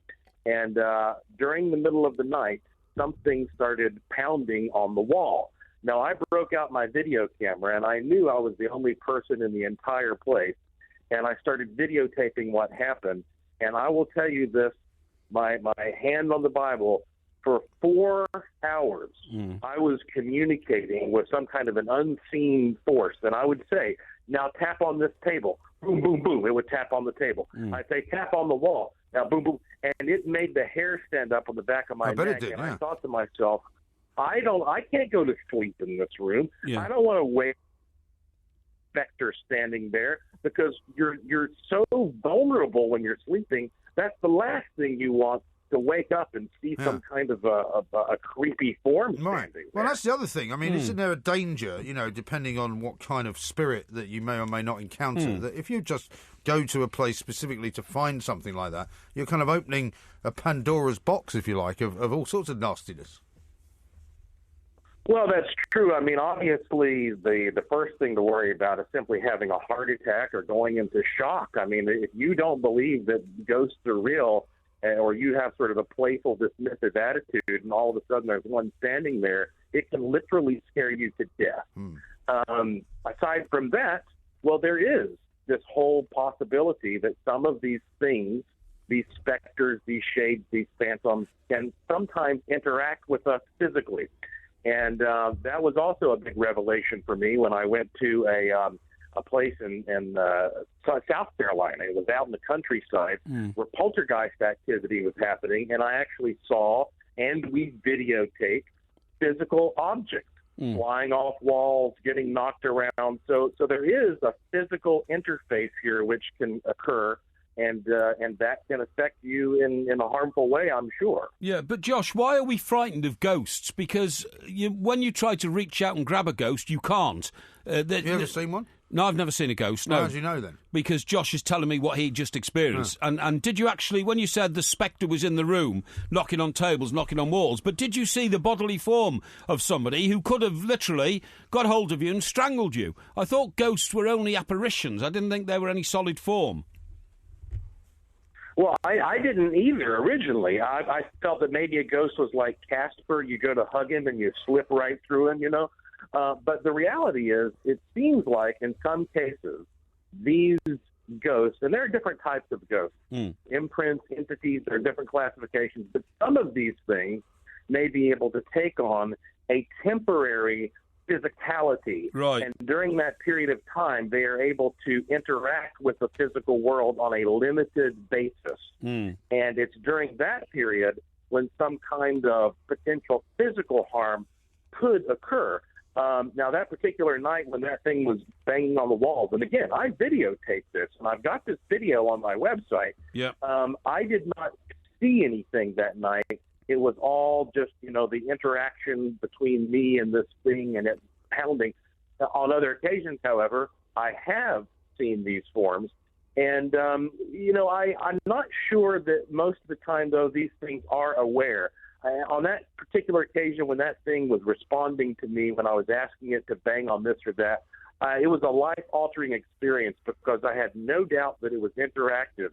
But in most cases, I think what we might be witnessing is some kind of information that's being stored in the environment and replayed under certain conditions. And if we can figure out how that happens, we may someday be able to actually view things that occurred in the past, and that will revolutionize our entire culture. Let me ask you a question, Joshua. Do you think animals have different powers in terms of seeing stuff like this? Because my dog, on a couple of occasions, has appeared very spooked by something. Sometimes when we've been out, sometimes when we've been in the house, and it's not very clear what it is. You can't see anything, can't see, and you know how sort of sensitive dogs are. The hackles go up on the back of his neck, or he start barking at something, and there's nothing there. Oh, absolutely. In fact, I wrote a whole book called Pet Ghosts, Animal Encounters from Beyond the Grave, in which I dug into not just your typical dogs and cats, but also I went into some very weird territories about the ghostly relationship between insects and dinosaurs and, all kinds of bizarre sort of creatures and this idea of a spectral realm. And when it comes to your typical, though, pets, obviously, dogs can hear 20 or 40,000 hertz higher than we can. Yeah. Cats can see and almost into the infrared realm. All of these different organisms around us are able to perceive a much wider slice of information in one way or another than humans are. And that therefore it makes great sense that for the same reason we use, say, a dog for law enforcement, for search and rescue, or for sniffing out drugs, or some people are even using animals to in the medical field to sniff it for cancer. There's no doubt that not only animals are more perceptive to things, but animals have evolved to sense this mysterious energy of death. Yeah. There is a story about a cat. This made headlines a few years ago. A cat in a funeral home in the U.S. And if this cat walks up to somebody and starts sniffing around, well, 2 hours later, that person dies. And we wonder, well, why is this? Well, think about it. These animals are predators. They've evolved over millions of years to sense when something's becoming weak. Yeah. And that's when they know to pounce. Yeah. And so animals are clearly going to have an edge when it comes to perceiving that, again, quote-unquote, energy of impending death. Yeah, no, I totally accept that. And the other thing is, Josh, I know this sounds ridiculous, but spooks or ghosts or apparitions, or call them what you want, are credited with knowing things we don't know. We've all heard of somebody returning from the other side to warn a family member not to get on that aeroplane, not to get on that train, because they know impendingly there's going to be a disaster, a crash or an explosion or something like that. Now, if that's the case, shouldn't guys like you who work in the paranormal, shouldn't you be trying to find a way of opening up a quite specific line of communication with ghosts, with spectres or whatever, because they have information we need? Yes, and of course that has always been a big part of the quest. It's certainly a controversial part of this field because there are many people who feel you should not attempt that communication. There is information in the Bible, of course, that frightens a lot of people about trying to breach that gap. But ultimately, yes, what we're talking about here is the idea that time is a flexible thing. And, of course, the smartest astrophysicists and cosmologists are telling us the same thing, that we are very egocentric, and so we see time just from our own points of view. But if you escape this body, well, then maybe past, present, and future are much more sort of indistinguishable from one another. And so some of these spiritual beings might be able to alert us to things that are going to happen in the future because it's not something that is, yet to be seen. Yeah. It's just that we can't see it right now from our point of view. Sure. Yeah. Josh, we've got to leave it there. Thank you very much thank indeed. you very much indeed. Warren there talking about why on earth you would want to go and stay the night in somewhere called the Madness Chamber, right, in York, which is a former Madness Chamber. It's rumoured to be haunted. Do you think you'd be terrified if you saw a ghost? I don't think I'd be necessarily terrified. I don't think I would. But it's not so much the seeing of the ghost, it's the being in a place which is haunted. I mean, for example, this place in Great Dunmow, the haunted bedroom at Taliston. It's a dimly lit room decorated to suit that of a 7-year-old Edwardian child. Now, that just sounds creepy. Now, if I was sitting in that room, like he says, if you're waiting to go to sleep and you think this 7-year-old child's going to suddenly appear, then that might be quite scary. You know who comes from Great Dunmow? Who? Fergie. Fergie? The Duchess of York. Duchess of Pork. Yeah, doesn't she? Yeah. Great Dunmow, I think her father. We haven't got time to discuss this. But do you understand what I said about establishing a line of communication between us and the ghost world? Absolute rubbish. It's not absolute rubbish. That's what we should be trying to do. Yeah, right, okay. Yeah, let's make sure we keep lots of people locked up all over the world and not get any justice, but let's establish a line of communication with the undead. Yes, Brilliant. because they can tell us things. Sport. The Two Mikes, simulcast across the UK on Talk Sport and Talk Radio.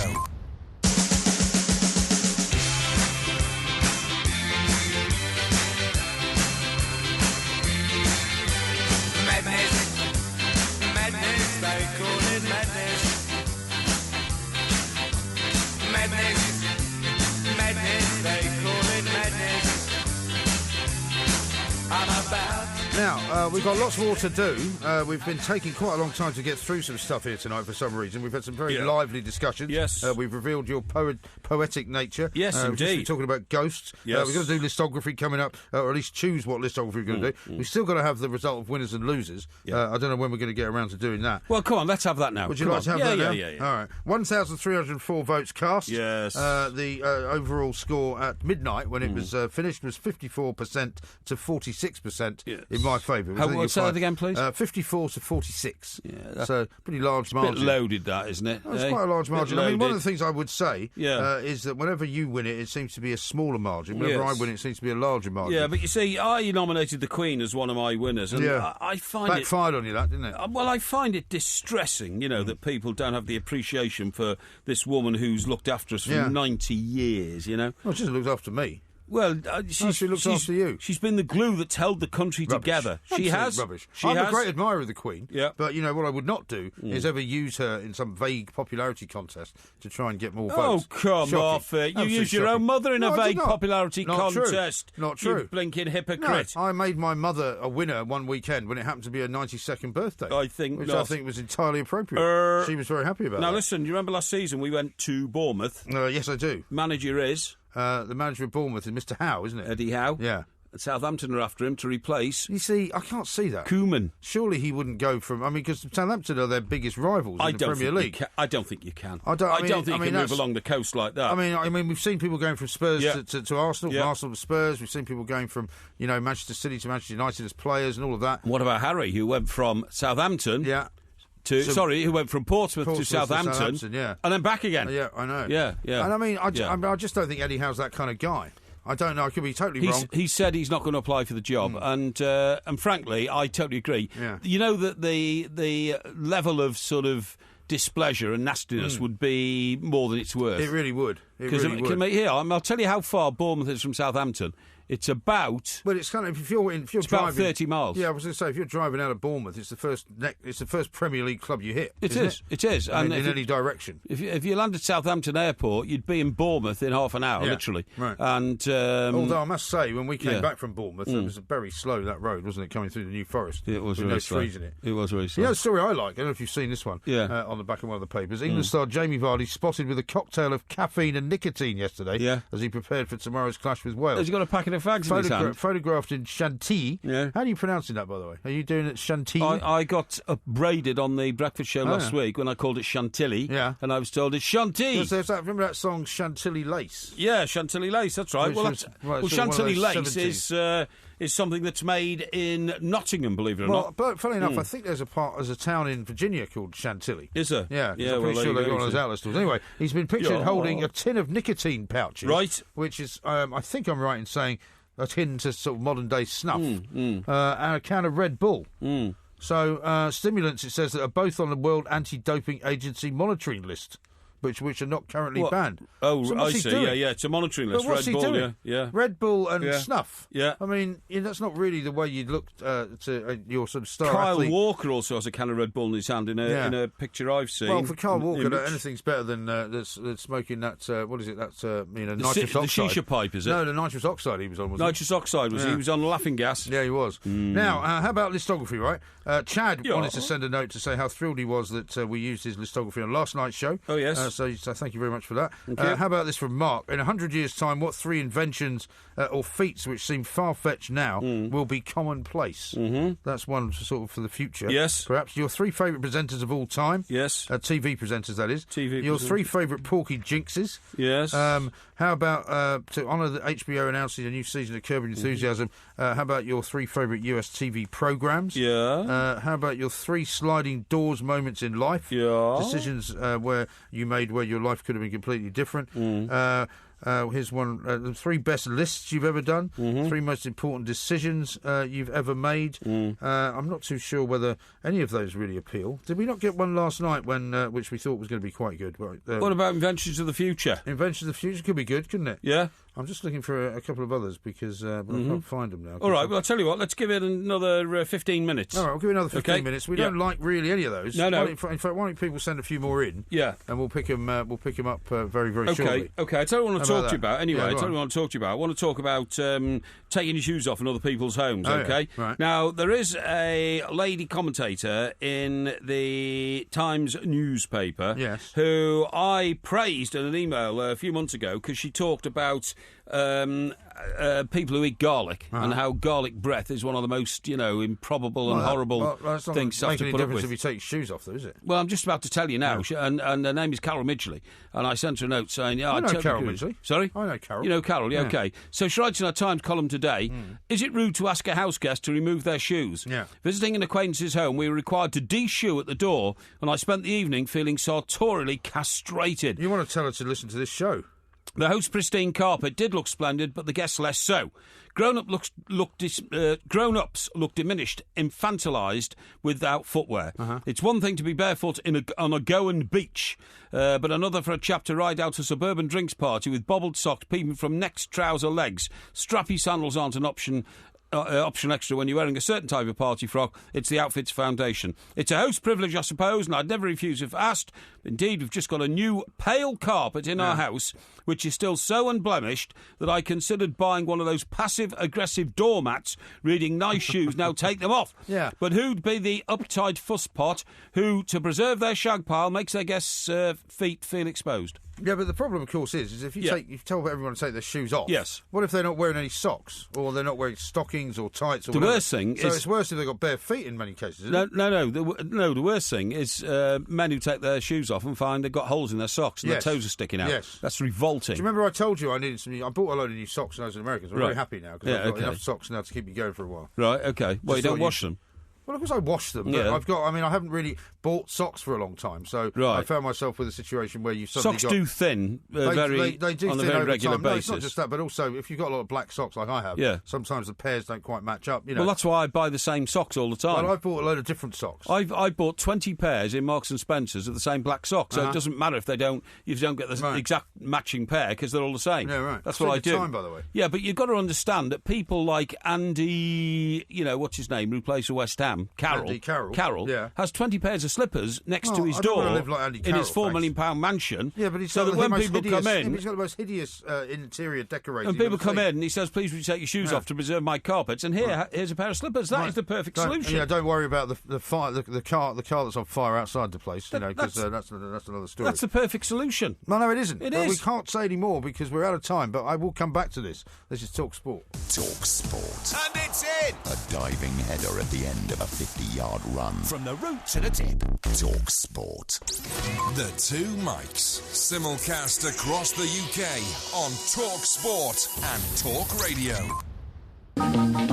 Chantilly lace and a pretty face and a ponytail hanging down, wiggling a walk and a giggling a talk. Make the world go round. That was a good find, wasn't it? Chantilly lace, good find. Chantilly lace, I like lace. Chantilly lace. Chantilly lace, I'm sorry, I like it, yeah. Some people have had that at school, Chantilly lice. Now, I think we may have found a listography. I think you're going to like this one. Thank you to everyone who sent extra ones in. This one is from Belfast Billy. 3 times you've been scared or frightened. Yeah, quite like that. I think that's good. Quite like that. And we've got some other great ones as well, which we will revisit, I'm sure. Right. But shall we decide to pick on that one then? Yes, that suits me. And we'll do it coming up in the next hour. We will also, of course, do coming up in the next hour, Ask a Porky. But that's from Belfast Billy. 3 times we've been scared. Yeah. So I'll have to just make that up. Yeah. Lots more to come, of course. We've also got to work out what the Porky quiz is going to be on, because the independent quizmasters are quite keen to get on with the questions. Well, we could do Che Guevara, of course. You want to do Che Guevara? Why not? Okay. Che Guevara sounds like a good one. Yeah. We haven't done him before. Yeah. Okay. First question, was Che Guevara a terrorist? Yeah, that's right. Yes. Incorrect. Yeah. And also... Hang on, we haven't got any time. We're right out of time. This is Talk Sport. There will be a podcast coming out a little bit later on, of course. Tomorrow, of course, it is Porky Vision. We've had a bit of a busy week this week, so I don't know if you had any time to watch anything, but you don't have to give us a hint about anything if you don't wish to. Coming up tomorrow. No, I have my responsibilities to Porky Vision, and I watch, in addition to everything else that we have to do, and I have to do, that, the world demands of us, of me, I get it done. Now, there's something I want to raise with you, right? Yeah. This was drawn to my attention by a couple of people on Twitter, but I spotted it myself as well. Right. From Guido Fawkes, the guy who's the sort of slightly mischievous parliamentary blogger. Yes. Did you see the picture today, John Whittingdale? Now, I don't know if it's in any of the papers this morning, so I haven't had a chance to look. Yeah, but he's got a great big shiner in his right eye, right? Really? And supposedly he was spotted on his way into work yesterday morning after having had a discussion about the violence at the Euros with Russia's sports minister. Yes. Now, obviously, nobody would suggest that the Russian sports minister... Sorry, where did this take place? In London? I don't know. It doesn't say. Well, presumably in London. But that's the picture of his black eye, right? Yeah. You want to have a look? That's the picture of his black eye. That's a horrible, injury, isn't it? Yeah. Now, according to Guido, he says the explanation from his staff was this. John has a black eye from walking into a lamppost. It was incredibly painful at the time, but he's fine now. He hasn't been throwing punches in Marseille. So, I mean, nobody's suggesting for a minute that the Russian sports minister lamped him. No. But, of course, there was that story earlier in the year, wasn't there, about him hanging around with the dominatrix. Well, more than one.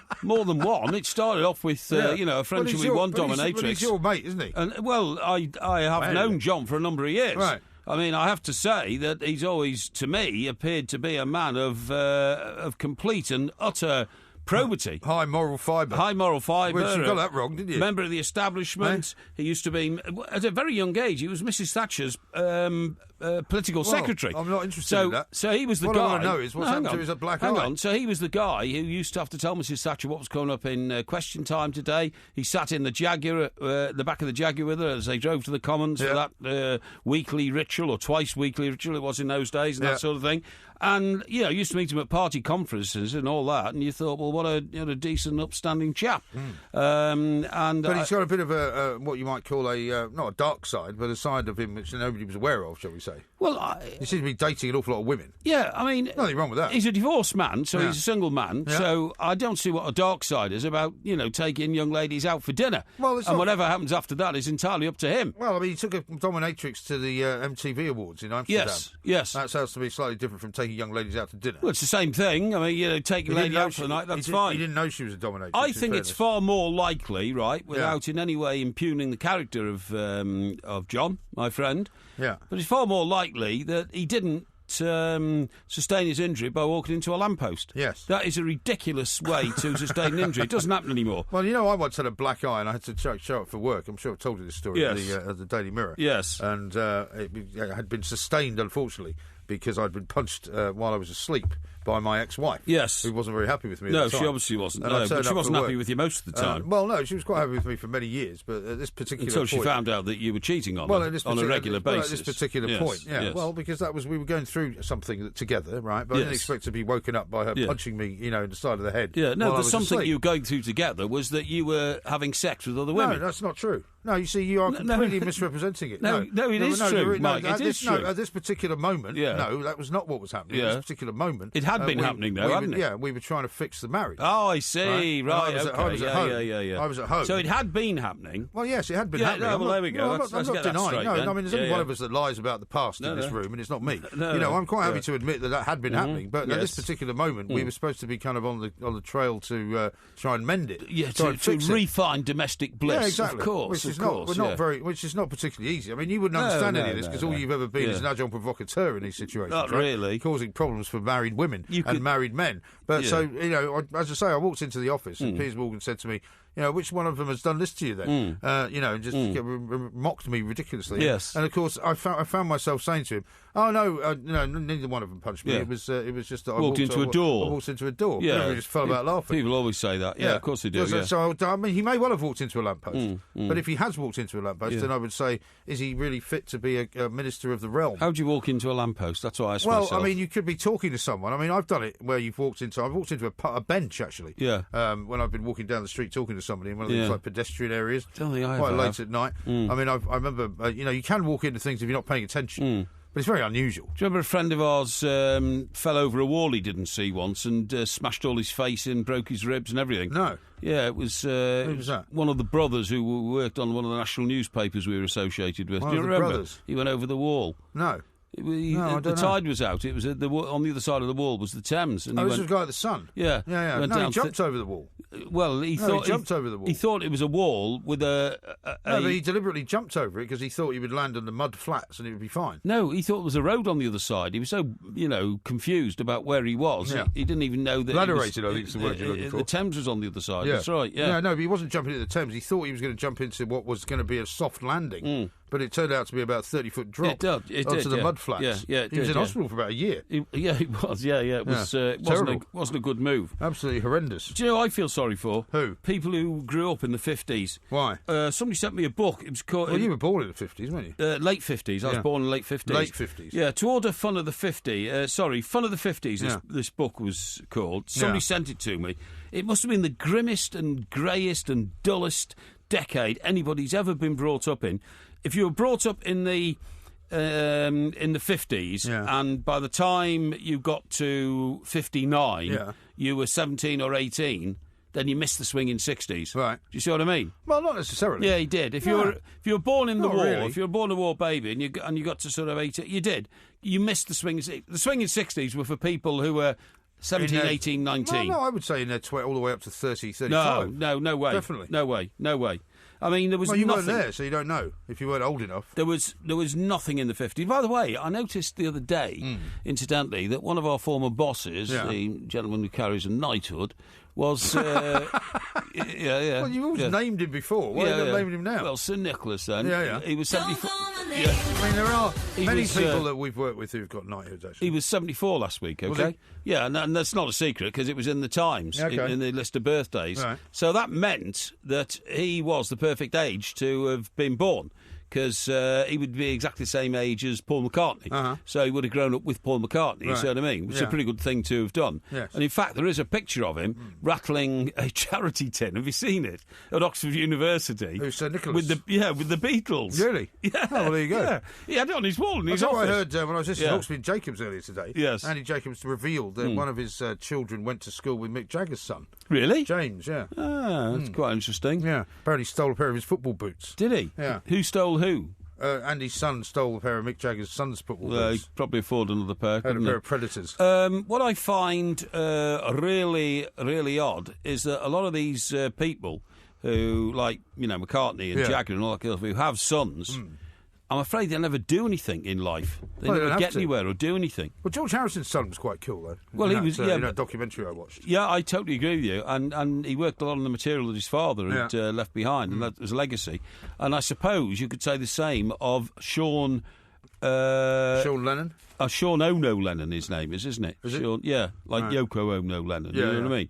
And I think he does work on sort of Lennon's catalogue, but they never actually do anything individually on themselves. Well, I mean, and I they're suppose blighted, it's difficult. aren't they? Well, yeah. Of course because, it's difficult. It you must be terribly difficult. I mean, a lot of people don't want to follow in their father's footsteps anyway, in terms of what they do as remember when John Lennon was shot, then Julian was about 17 or 18, seriously, right? Yeah.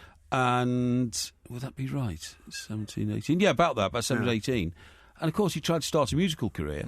And he was quite talented, according to people like... It's just Julian you're talking about? Julian. Yeah, he was quite good, He was quite talented, played the guitar and all that kind of stuff. Had a couple of hits. Had a couple of hits. One of them was called Saltwater in My Eyes. Was it? Yeah, that's right. I'm not that familiar with it. And then it petered out because he just couldn't sustain it. Couldn't sustain the expectancy. Yes. Well, that would be very difficult. But I think I also coincided with a settlement with Yoko Ono, who inherited John Lennon's estate, to give him a few million quid. Right. Always helps. Yes, I'm sure it does. Yeah. It's not much of a motivation, really, No. is it, to do anything else. That's right. This is Talk Sport. We're going to do lithography coming up very shortly. We're also going to do Ask Porky as well. This is Talk Sport. The Two Mics, simulcast across the UK on Talk Sport and Talk Radio.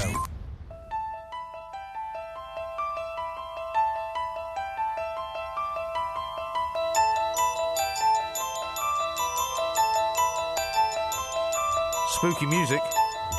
Certainly is. Why is that? Well, because we're going to do lithography now. Right, well, why is that spooky? That's not spooky, is it? Well, it is spooky. Yeah, it's Halloween, isn't it?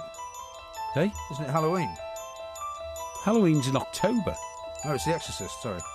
It's the music from The Exorcist. Yeah, why, though? Why? Because we're doing 3 times you were scared. Oh, OK, right, fine. Right. Got it. I mean, maybe watching The Exorcist you were scared, I don't know. Have you got 3 things ready? Right, I've got 3 things ready. All right, do you want to go first with your first one, and we'll go one each? OK, yeah, definitely. Go on, then. Right, my first one, and I have told a bit of this tale before, but, I mean, I'll tell it in detail, was literally being in a hotel that was hit by a missile which blew the hotel up. That was this old chestnut. Well, it's not an old chestnut. It was very, very scary. Was it? And the scariest thing about it is the noise. The noise is so loud of a missile exploding and blowing a building up. Yeah. It knocks your senses out. Yeah. And you can't hear anything for a few minutes. You know what I mean? That kind of buzzing in your ears. Yes, I mean everything. It was incredibly frightening.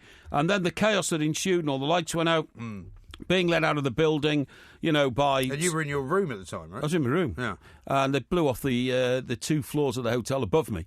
But, of course, it wrecked the hotel and, the ceiling started falling in. The ceiling wasn't exposed. It wasn't like you were exposed to the sky or anything, was it? Well, yeah, because the ceiling started falling in. Yeah. And you've got to remember, it was the middle of the night and, you weren't looking up to see how many stars you could count or anything like that.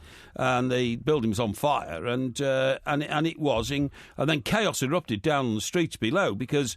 when people start getting attacked by American planes, they get rather peeved about it, and they start doing things like threatening to hang all foreigners on the streets and all that kind of stuff. It was incredibly scary. I don't go on about it because, of course, that was part of my job at the time. Mentioned it. But I thought I'd just mention it.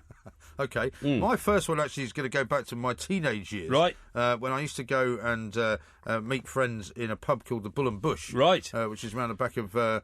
It is down at the old Bull and Bush. It was a pub that... It was the song, yeah. I know it. It's in Hampstead. Yeah, it's down at Heath Road. Yeah, that's right. Sort of between Golders Green and the top of the hill. The old Bull and Bush. Castle. And I went. I can't remember exactly who I was meeting, but it wasn't necessarily... I don't think it was a girlfriend, because then I wouldn't have been walking home alone. But I decided there was 2 ways I could walk home. I could either walk all the way back up to the top of the heath and kind of down through the streets, or I could walk back through the actual heath itself. Yes. And for some reason, I think we'd had a few drinks, but also I think somebody had been passing around, a bit of the old, ganja or something like that. Right. Because I was about 18 or 19. Yes. That sort of thing used to happen then. So you're smoking drugs, in fact? Well, if you want to characterise it as that, yeah. Well, okay, let's get this clear. I was probably smoking a bit of hashish or something. Right, okay, yeah. A very long time ago. Totally against the law, of course. Not anymore, it's not. Well, it was then. Yeah. Anyway, I was walking back through what was called Sandy Gallop. Sandy Gallop? Because it used to be a place where the horses would be run, right?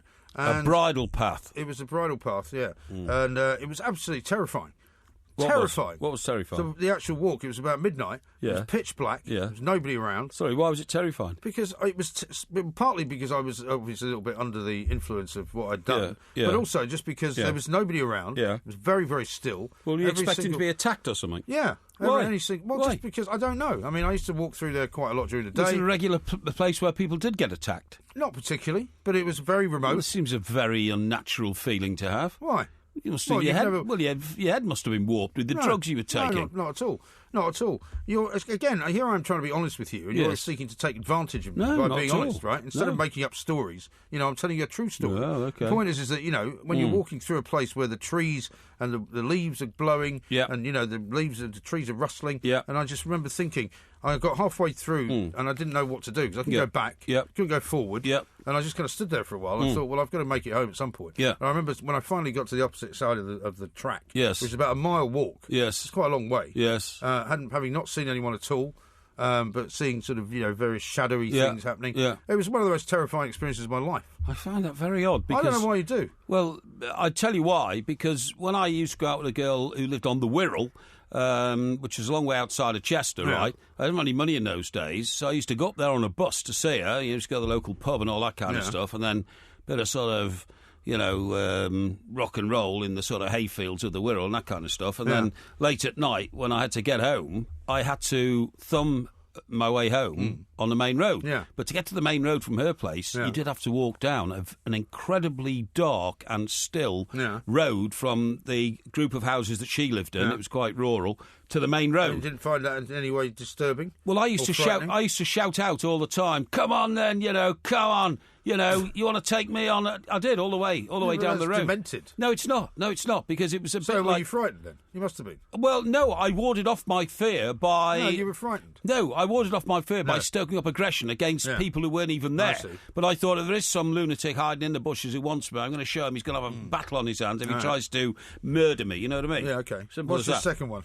My second one, believe it or not, was when I was a young uncle, so to speak. So Tom, my nephew, was about 4. Yeah. we're at my sister's house, but not the sister who's the mother of my nephew, my other sister, in Your story is so complicated. No, in Surrey. Right. And everybody else went out except me. Yeah. I don't know where they went. I think they went off to the garden centre or something like that, right? And I said, I don't want to go to the garden centre. So, well, look, you stay here and look after Tom. Yeah. I said, OK, fine. So I was looking after Tom. We were in the garden. And in those days, there were landline phones, and the phone rang. So I went indoors and answered the phone, and I said, thank you, whatever it was. She's not here. They'll be back later. Thank you. Bang, put the phone. Came back into the garden. No Tom. Yeah. It was absolutely terrifying for about 3 minutes. He'd wandered through the house and gone out the front door, walked down the drive, turned left and walked down a country road. Walked down in the road? Yeah. How irresponsible is that? Well, exactly. And I was utterly and absolutely terrified. And I went running down the road, shouting, Tom, Tom, Tom. And then, amazingly, his little head stuck out of the hedge, and he was laughing and smiling and waving at me. I've never felt more relieved in my life. Honestly, it was the sense of foreboding and fear and horror was just enormous. I've never felt anything like it in my life. Never. Imagine what it's like being a parent. Yeah, well, exactly. Absolutely. Much every day of your life. Yeah, absolutely. My second one is also harking back to the journalistic experience. It was when I was in Bosnia, and I was actually having spent about 3 or 4 weeks up in Vitez and driving around with the army and guys like that, and I decided I wanted to go back down to Split. Yeah. And so they basically said, look, if you want to do that, you've got to go in a convoy with the British Army. Those guys will always be see you okay, because some of the checkpoints are a bit horrible. Yes. And if the guys are drinking, they might shoot you, they might kill you. Yeah. And I was kind of like, yeah, whatever. Yeah, yeah. And unfortunately, the 3 guys who I went with were in Land Rovers. I was in a Lada, right? Which wasn't quite as good idea as a Land Rover. In a war zone. And it was a soft car as well. Soft car. You know, it wasn't armour plated. Anyway, these guys thought it would be a great sort of wheeze to drive as fast as they possibly could to try and lose me. Yes. To see if I could, somehow, be left behind. Pretty irresponsible. Because they just thought, for them, that was a bit of fun. Journalists, we don't like them that much, Yeah. So there was a bit of distance between the 3 Land Rovers and me. Yeah. And as I came up to this checkpoint, they started to lower the boom on the checkpoint. Right. And I was always told, if they try and lower the boom on the checkpoint, whatever you do, don't stop. Yes. Because some of these guys are maniacs. Yes. Right? And this was in Croatia. And so as they lowered the boom, I just put my foot down and decided to keep going. And they lowered it, so it just kind of missed the top of the car, and I managed to get underneath it. Yeah. Looked in the rearview mirror, and the guy was standing pointing a rifle at me. Yeah. And people had said to me again, if that happens, just start fishtailing the car. Yeah. And so I started fishtailing the car slightly, but then I didn't want to do it too much because I was going to lose control of the car. Exactly. But luckily, he never fired a shot. Yeah. But I was absolutely, sitting there, waiting for a bullet in the back. Waiting for a bullet in the back and waiting for something to happen. And then I managed to get down the bottom of the mountain, very, very relieved. Yes. The very next day, I was watching the news, at the very same checkpoint, they stopped an Italian TV crew, pulled them all out of their car, shot them dead. Shot them dead? Yeah. Good God. So just as well you didn't stop. Exactly. Yeah, exactly. That's my second one. That could have been. Well, fear. I would have been sitting here. Could have been delayed fear. Yeah. Yeah. No, you wouldn't have been sitting here. No. What's your third one? My third one is right. One time I went away with my sisters. Went for a little break, about 3 or 4 days. Okay, and it was down in Cornwall. And we went on a big wheel. Sorry, St Ives. St Ives around there. We went on a big wheel. This is when you were grown up, though. Oh yeah, this is just like a few years ago. You went on a big wheel. Went on a big wheel. Ferris wheel. Yeah, big wheel. Why? Because I like going on the big wheel. Do you? Yeah. Have you been on a London Eye? Yes, I have. Yeah, it was too slow. I have big wheels that go round. Da da da da da da da da da da da. Right. So we're going round, and there were 3 of us in the car, I suppose you'd call it, with the safety barrier. And as it was going round, for some amazing reason, I got a panic attack, and I just thought the whole thing was going to fall to pieces and we were going to fall out. But for no reason? For no reason. Yeah. And so I started shouting and screaming and waving my arms around, and my sisters became alarmed because they thought I'd gone mad or something like that. And literally screamed at the guys who went past, it went down to the bottom. Stop, I'm going to fall out. Right. And he, after about 2, circuits, so to speak, 2 revolutions, he stopped. To stop, really? Yeah, they had to stop and let me off. And did you not worry about why you had that panic attack? I've no idea. And my sisters got off with me, and then, the guy was very Was he not annoyed with you? Yeah, he was very annoyed because he had to stop the whole ride and everybody else was getting panicky. And they're not known for being sort of understanding, these guys, are they? I said, I'm really very sorry. I don't know what happened, mate. I said, I was going to be sick. I said, I thought the carriage was falling and I thought the safety bar had come loose. Been vibing beforehand. And anyway, he had to give them all a free ride then, because I'd disturbed their ride. You hadn't been imbibing before? No, I hadn't. No, definitely not. How weird. Well, if I were you, I'd get that sorted out. Yeah. My final one is my experience, as I've told you about before, so I'll keep it short, at the Cop up in Anfield when I was about 12 in 1972, the second leg or the first leg maybe. Pretty stupid going on the Cop at 12. Pardon? Pretty stupid going on the Cop at 12. Stupid. Anyway, go on, yeah. You think? Yeah. Why do you have to be so critical of the stories I'm trying to tell? Well, I'm only trying to help. Yeah, thanks very much indeed. My father actually took my sister and I. She was a big fan. And it was Borussia Mönchengladbach. It was the UEFA Cup final. And it was the night of the big rain when the game eventually got called off. Yeah. But we were getting crushed in the Cop because it was all standing in those days. Yes. And we had to be lifted out because the water was coming in at the front. Yeah. The crowd were coming back. The crowd was pushing from behind. And thank goodness for all the decent people who were in the crowd because they lifted us above them and put us out on the goal. Literally stood behind the goal at the Cop end, which should have been a thrill. Yes. But I was shaking like a leaf because we were almost crushed to death. Yeah, exactly. Yeah, horrendous. Yeah, that was horrendous. So those are my three. Well, thanks very much for making fun of all of them. No, I didn't. No, I didn't make fun of yours, but no, I didn't make fun of yours. Yes, you did. No, how did I make fun of you getting shot in the back? I didn't make any fun of that. You made fun of all of them. I didn't. I didn't. Shocking. Financial. They could be personal. They could just be questions that you've needed an answer to for a very long time that you haven't known. We've got loads and loads of them today, Mr. Parry, so if we could just rush through them, definitely, that would be great. First one comes in from Martin on Twitter. He says, it's school sports day season. What event would you be best at, and did you win any events in school at your school sports day? Well, I was better at the junior school sports day because I learnt the knack of winning the sack race. What you did is you put your right foot and your left foot into the corner of the sack, whereas most other stupid kids just wrapped the sack around them, kept their legs together and started jumping, like a kangaroo would. Oh, I see. So you sort of walked like a sort of... what I did is I put my right foot into the right far area of the sack, left foot, so I knew exactly what I was doing, and my leaping skill was fantastic. I was also very good at the egg and spoon race because the secret of that was to get out in front and then put your thumb on top of the egg so it didn't fall off the spoon. You're not allowed to do that, are you? No, but you couldn't do that if you were anything other than in the lead. If you're in the lead, nobody could see you cheating. Well, didn't you have anybody at the other end watching you? Well, I took it off a yard from the finishing line so that absolutely it wasn't. But I wasn't very good at athletics as a teenager because I wasn't very fast. OK, Colin says this, Porky, on Facebook, I'm travelling from Southport to Reading to get tattooed tomorrow. I hate driving, so I'm thinking of taking the train and treating myself to first class. Might need some Dutch courage in a fancy carriage. Dutch courage, I should say, in a fancy carriage before the pain. Is it worth the extra dough? I don't know. Is this guy saying he's going to get tattooed? He is, yes. Well, there's plenty of tattoo parlours in Southport. Well, maybe he's going to a specific one. There's more of them in Liverpool, which is very close by. Yeah. Frankly, I don't want to give you any advice on going to get tattooed, because I think getting tattooed... He doesn't want advice on getting tattooed. He wants advice on whether you go first class or not. I don't want to give him advice on travelling to get tattooed, because I don't approve of tattooing. Okay. All right. So I'm sorry. All I can say there is, pal, don't do it. OK. Joseph, then. I'll try this one. Yesterday, I suffered a slight migraine. However, after listening to past podcasts and listening to Porky, I'm now worried that I could develop exploding head syndrome. Is Porky still a sufferer? Well, you get it sometimes. Everybody gets it. What it means is that your head gets overfull of facts, and I'll tell you what, it's a phenomenon which is increased with the advent and the mass use of the mobile phone. Not because you necessarily got it to your ear all the time, but because it's delivering you so much information so many times throughout the day. You get overload in your brain, and you will get exploding head syndrome unless you ration the amount of information being imparted into your grey matter. OK. Steve says on Facebook, can you please ask Porky to do an impression of Martin O'Neill talking to Brendan Rodgers? I am telling you, you're magnificent. And then Brendan Rodgers would say, Liverpool Football Club is the biggest football club in the world, and they're all magnificent here. Excellent stuff. John says on Twitter, I'm going backpacking in Asia and Australia next year. Should I live the dream and spend money fast, or be tight and drag it out? Where's he going backpacking? Asia and Australia. Yeah, well, I'll tell you what, mate. Backpacking and me just don't get on. I've never done it myself. I would only say I admire your spirit of adventure.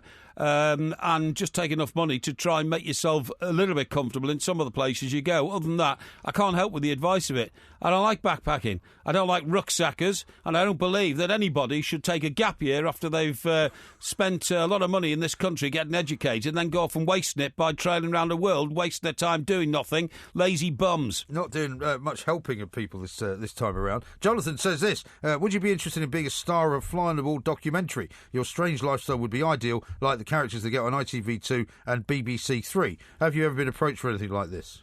Yeah, I have been approached for things like that, but the problem is, because I do, by definition, spend most of my life outside of work on my own, what would be the point of having a fly on the wall in a house where there's only one person? You see what I mean? Well, I think that's why they would do it. Well, yeah, to do what? To see me sitting there watching Peaky Blinders? To see me might be fun. making up a spag bol in the kitchen? Yeah. To see me cracking a bottle of red? To see me but also, tending my plants in the garden? But also being my roof involved garden? in your day-to-day business, where you're on the phone to people. You know, you might be animated in that way. Yeah, well, yeah. Look, I'm up for it any time. Doesn't matter. It would depend on one vital factor: how much I was offered to do it. Yes, that's vital. I'm a capitalist. Yeah, that's the only reason, really, isn't it? Yes. How about this from TMF? What is the most romantic thing you've ever done? Most thing I've ever done? Oh, I tell you what. Once, I tell you what I did. Apart from write a love poem, obviously. Yeah, I've written plenty of love poems. What I did was, I actually was taking a woman out who I really fancied for dinner at a very nice restaurant in the northwest of England when I was working for the Daily Express in Manchester. And what I did was, I got her picked up in a car, brought to the restaurant, okay, and then just as she met me in the cocktail bar and all that, we went to our table. As we sat down, the waiter then brought to the table a fantastic bouquet of flowers, which I had bought earlier and given to him, but which I paid him £10 to say had just been delivered by the florist, and they were for her. Unbelievable. It was an absolute winner. And what did you do with them? Where did you put them? Sorry? You couldn't put them in the middle of the table, No, I told him to take them away, look after them for us while we were having dinner, and as we left and another car arrived to take us home, she was presented with them again. It was an absolute winner, believe me. Okay. Oh, I tell you, she melted. Really? Here's one from TM. As poverty is your biggest number one fear, what's the lowest your bank account has ever been? I've never had an overdraft. What, ever in your life? I've never in my life had an overdraft. Okay. And that's all I can say. I mean, when you say how low's it been, well, I have had a bank account since I was 15. And when I was 15, you know, I started putting away a few quid a week when I was working at a local petrol station, all that kind of stuff.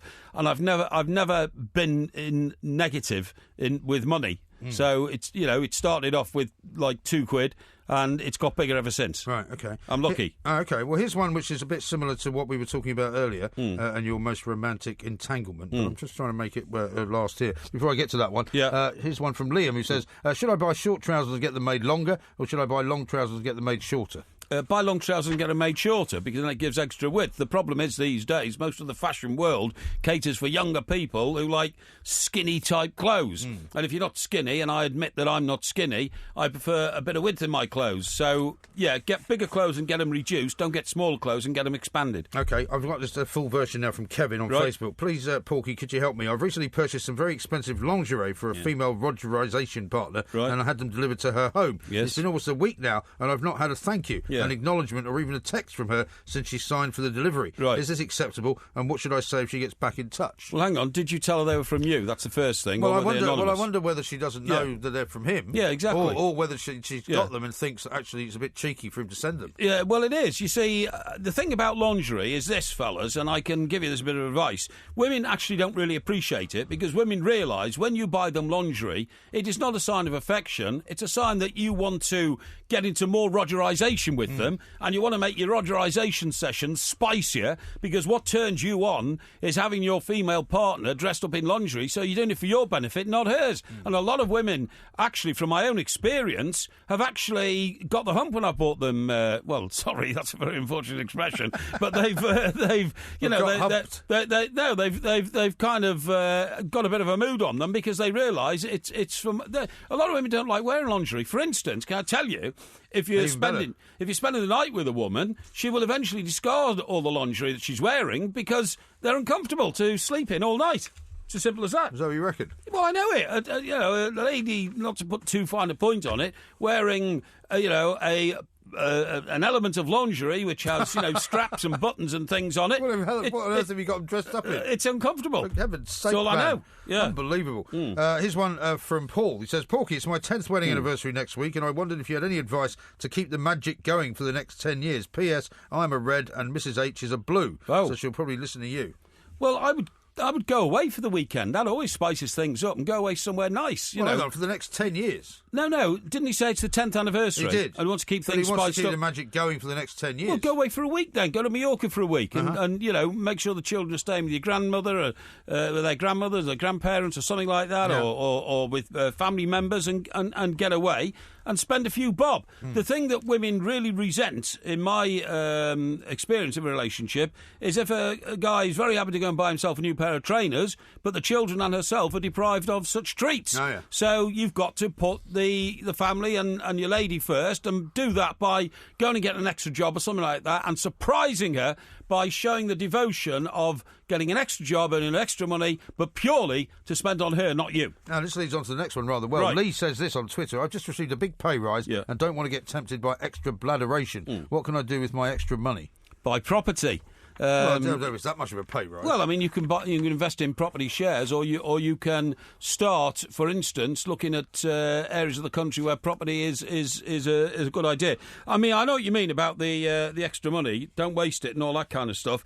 But at the end of the day, life's too short to start thinking of long-term investment, in my view. I mean, you buy a property is fine, but if you say to yourself, "I'll stick it away for a rainy day," when is the rainy day ever going to come? You never know. I'd spend it, pal. OK. Interesting, that. Cloudy says this: if they offered you the Top Gear gig, would you take it? You surely couldn't do any worse than Chris Evans, could you? Well, I think that's very unfair to go around criticising other broadcasters. They do their job. He's clearly worked incredibly hard at it. Whether it's worked out or not, I don't know. Maybe he's tried too hard. I really can't make judgment on that. I've never done a programme like that. But I do like programmes which are live, and apparently so does he.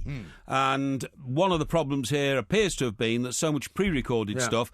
Well, you and I might know we don't like doing stuff again and again and again. We prefer to do it on the hoof, do it live. That's the great thrill of it. Maybe that's the problem. Yeah, maybe so.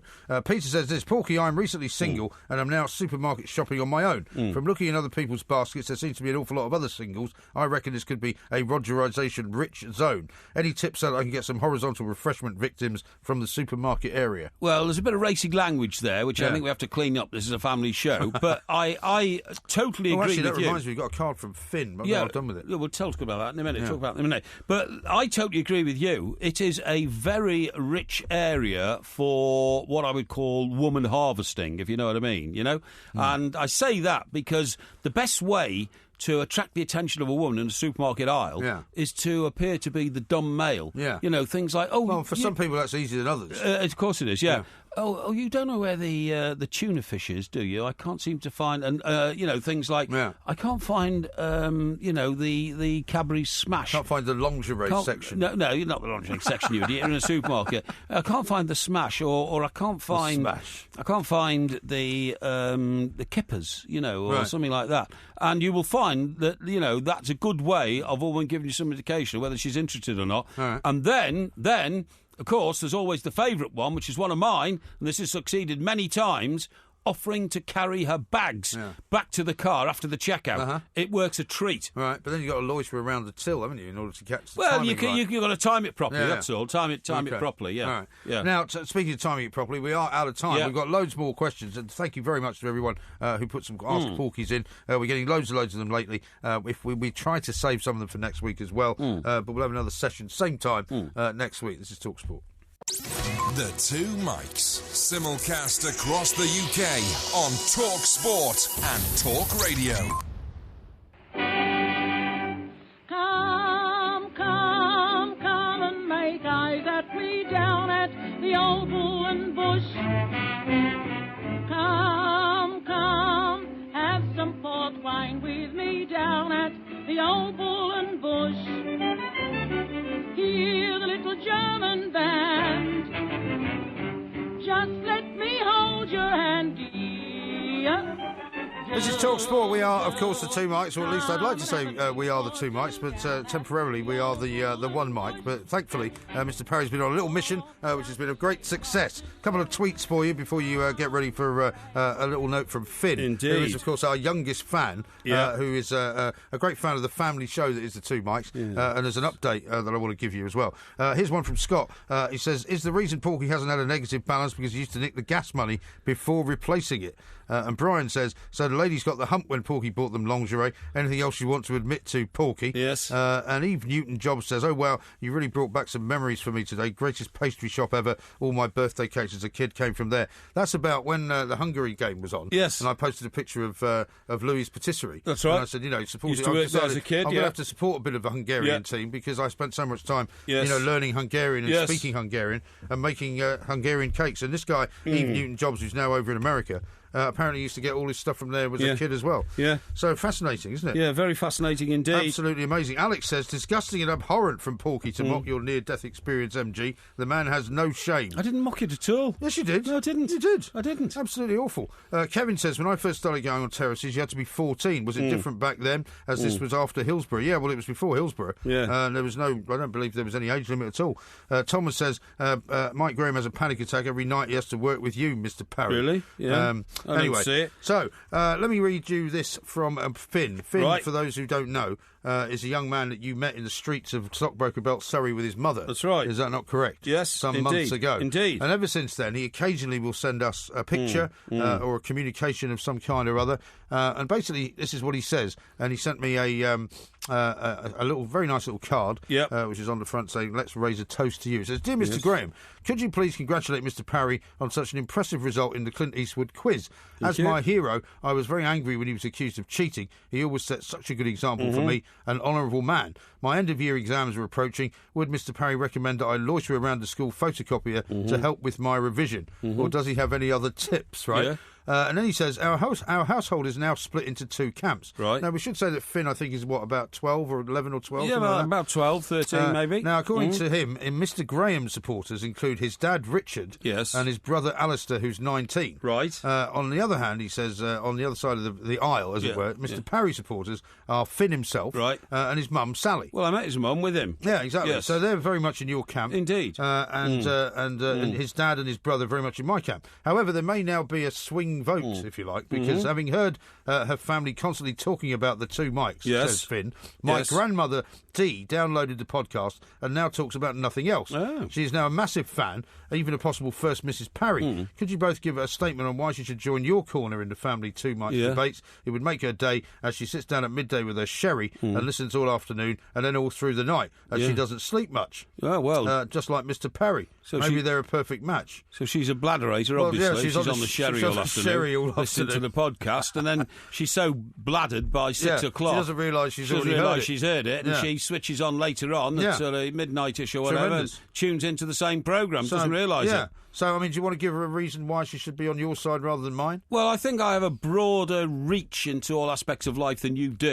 You can be a little bit more insular than me, but that's only because, insular? Yeah, I think joking? So. I think so. I'm not the guy that spends hours and hours and hours on my own inside my own little penthouse. No, well, I don't either. Really? I mean, I think you'll find that we're getting out and about quite a lot this week, you know? Yeah, we are. And I've offered you opportunities to come and join me, but for some unknown reason, you're making all sorts of stupid excuses. I've also got to help my son with his revision as well, by the way. Well, that's a good thing. Today I got his timetable of exams, and it's all kicking off next week. Yeah. He's got like 2 or 3 exams a day. Yeah. So I've got to keep helping him, even if it's over the phone. Excellent. I mentioned the 50s earlier. Somebody sent me information. They said in the 50s, people would have been listening to us on something called a Marconi phone 224 DAB versatile go anywhere portable radio. A DAB? Yeah, I know. In the 50s? Yeah, but it can't be the DAB. No, DAB in the modern terms is a shortwave radio, isn't it, which picks up digital. Right? Right. Well, there was no digital in the 50s. But certainly not. It was called a DAB, a T24 DAB. Really? Versatile going. Do you remember it? With those plastic straps. I've got a picture on here, Mike, see?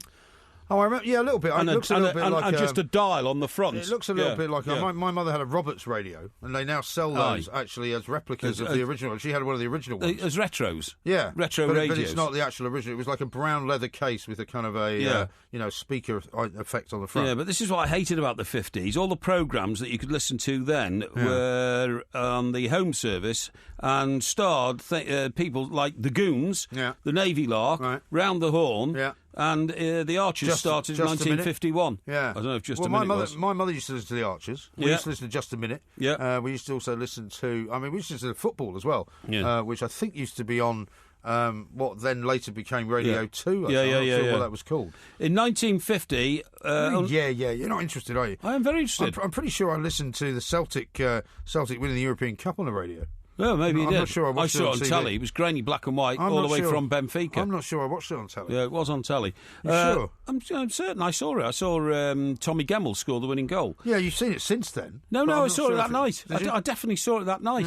Because the following year, I remember in colour, I saw Manchester United and George Best winning at Wembley. How about this from Gruff? Yeah. Excuse me, do you know where the Cadbury Smash is, please? No wonder he never pulled. Well, that's true, yeah. Now, in 1950, only 150,000 homes in this country had television. Isn't that amazing? I thought we were supposed to be telling Finn's granny why she should be on your side or mine. How did you get turned onto that? Well, I was telling you more about the 50s. So is that your kind of method of trying to persuade her? No. Is to issue one statement, which is basically that you're more worldly than I am. Yeah. And that's it. Well, what else might you want me to say? Well, if that's the best you can do. Well, what I would say is this, right? Why should you recruit her to your side, then? Well, what I would say to her is this. Grandmother, I think her name is Dee, Finn's granny. I would say don't even seek to join one side or the other. I mean, while I appreciate the house is being split down the middle, I think if you're going to be the kind of voice of reason, what you should do is try and persuade both sides that there are good things and bad things about both of us, and that you shouldn't just blindly follow one or the other. Right. I know that's what you prefer with your kind of Porky tribe ties, but I think that the more intellectual and more kind of worldly wise way to be is not to follow one or the other and just to take the best points of both. If she agrees with you about some things, great. If she agrees with me about some things, equally great. I don't think you can do it like that. I think you're either an MG or you're a Porkmeister fan. Really? And I don't think you can split your loyalties between the two. Well, in that case, let's go down the other road then. If you want to hear the truth, you listen to me. If you want to hear a pack of lies, listen to Porky. No, you see, that's so loaded. This is Talk Sport. It's so ridiculously loaded. We've got to go. I mean, it's disgusting. Don't phone your mother. Phone Talk Sport. Football on DAB Digital Radio and 1089 and 1053 AM. Athletico Radio. Talk Sport. The day you and I are not the same. You say you like the sun, I like the rain. So before we go do it all again, you better catch your own train. This is Talk Sport. We are the Two Mics. There will be a podcast coming out a little bit later on. And, of course, tomorrow it's Porky Vision. And then on Thursday, the Porky quiz on Che Guevara. Che Guevara, which is going to be very exciting. I think so, indeed. Yeah, absolutely. Now, young Liz from the UAE, who is a regular correspondent, wants to know why you never read out any of her questions in Ask Porky. So, you can be rather selective about these things, MG. I wouldn't say so. I mean, the thing is, we're inundated with questions now on Ask Porky. Our Facebook page is now looked at by thousands of people. It's true. Twitter is in the same situation. It's true. A lot of people ask some very funny questions. Yes. Some of them are a bit risque. Yeah. And I admit that I'm the person that edits the questions. Yes. Because, it's quite a big job. Yes. So I have to do that, really. Yeah. But if you haven't had one read out, just keep trying. We'll get there eventually. Indeed. Now, I think we need, as a public service, to notify our millions of listeners, particularly those in the Midlands, that we're staggered at the rate at which the tickets for the rugby show theatre, are selling out. Yeah. Now, correct me if I'm wrong, but we're appearing at the Rugby Cultural we are headlining a festival. Some groups... I don't know if we're headlining Hang on, some groups... How do you know we're headlining it? Hang on. Some groups headline Glastonbury. Yeah. Some acts headline the V Festival. Yeah. The Two Mics are headlining the Rugby Cultural Festival. How do you know we're headlining it? I'm telling you, who else is on? It doesn't matter who else is on. We're the number one show on the number one night. Oh, okay. It's on the night of Saturday, July the 16th. The 16th.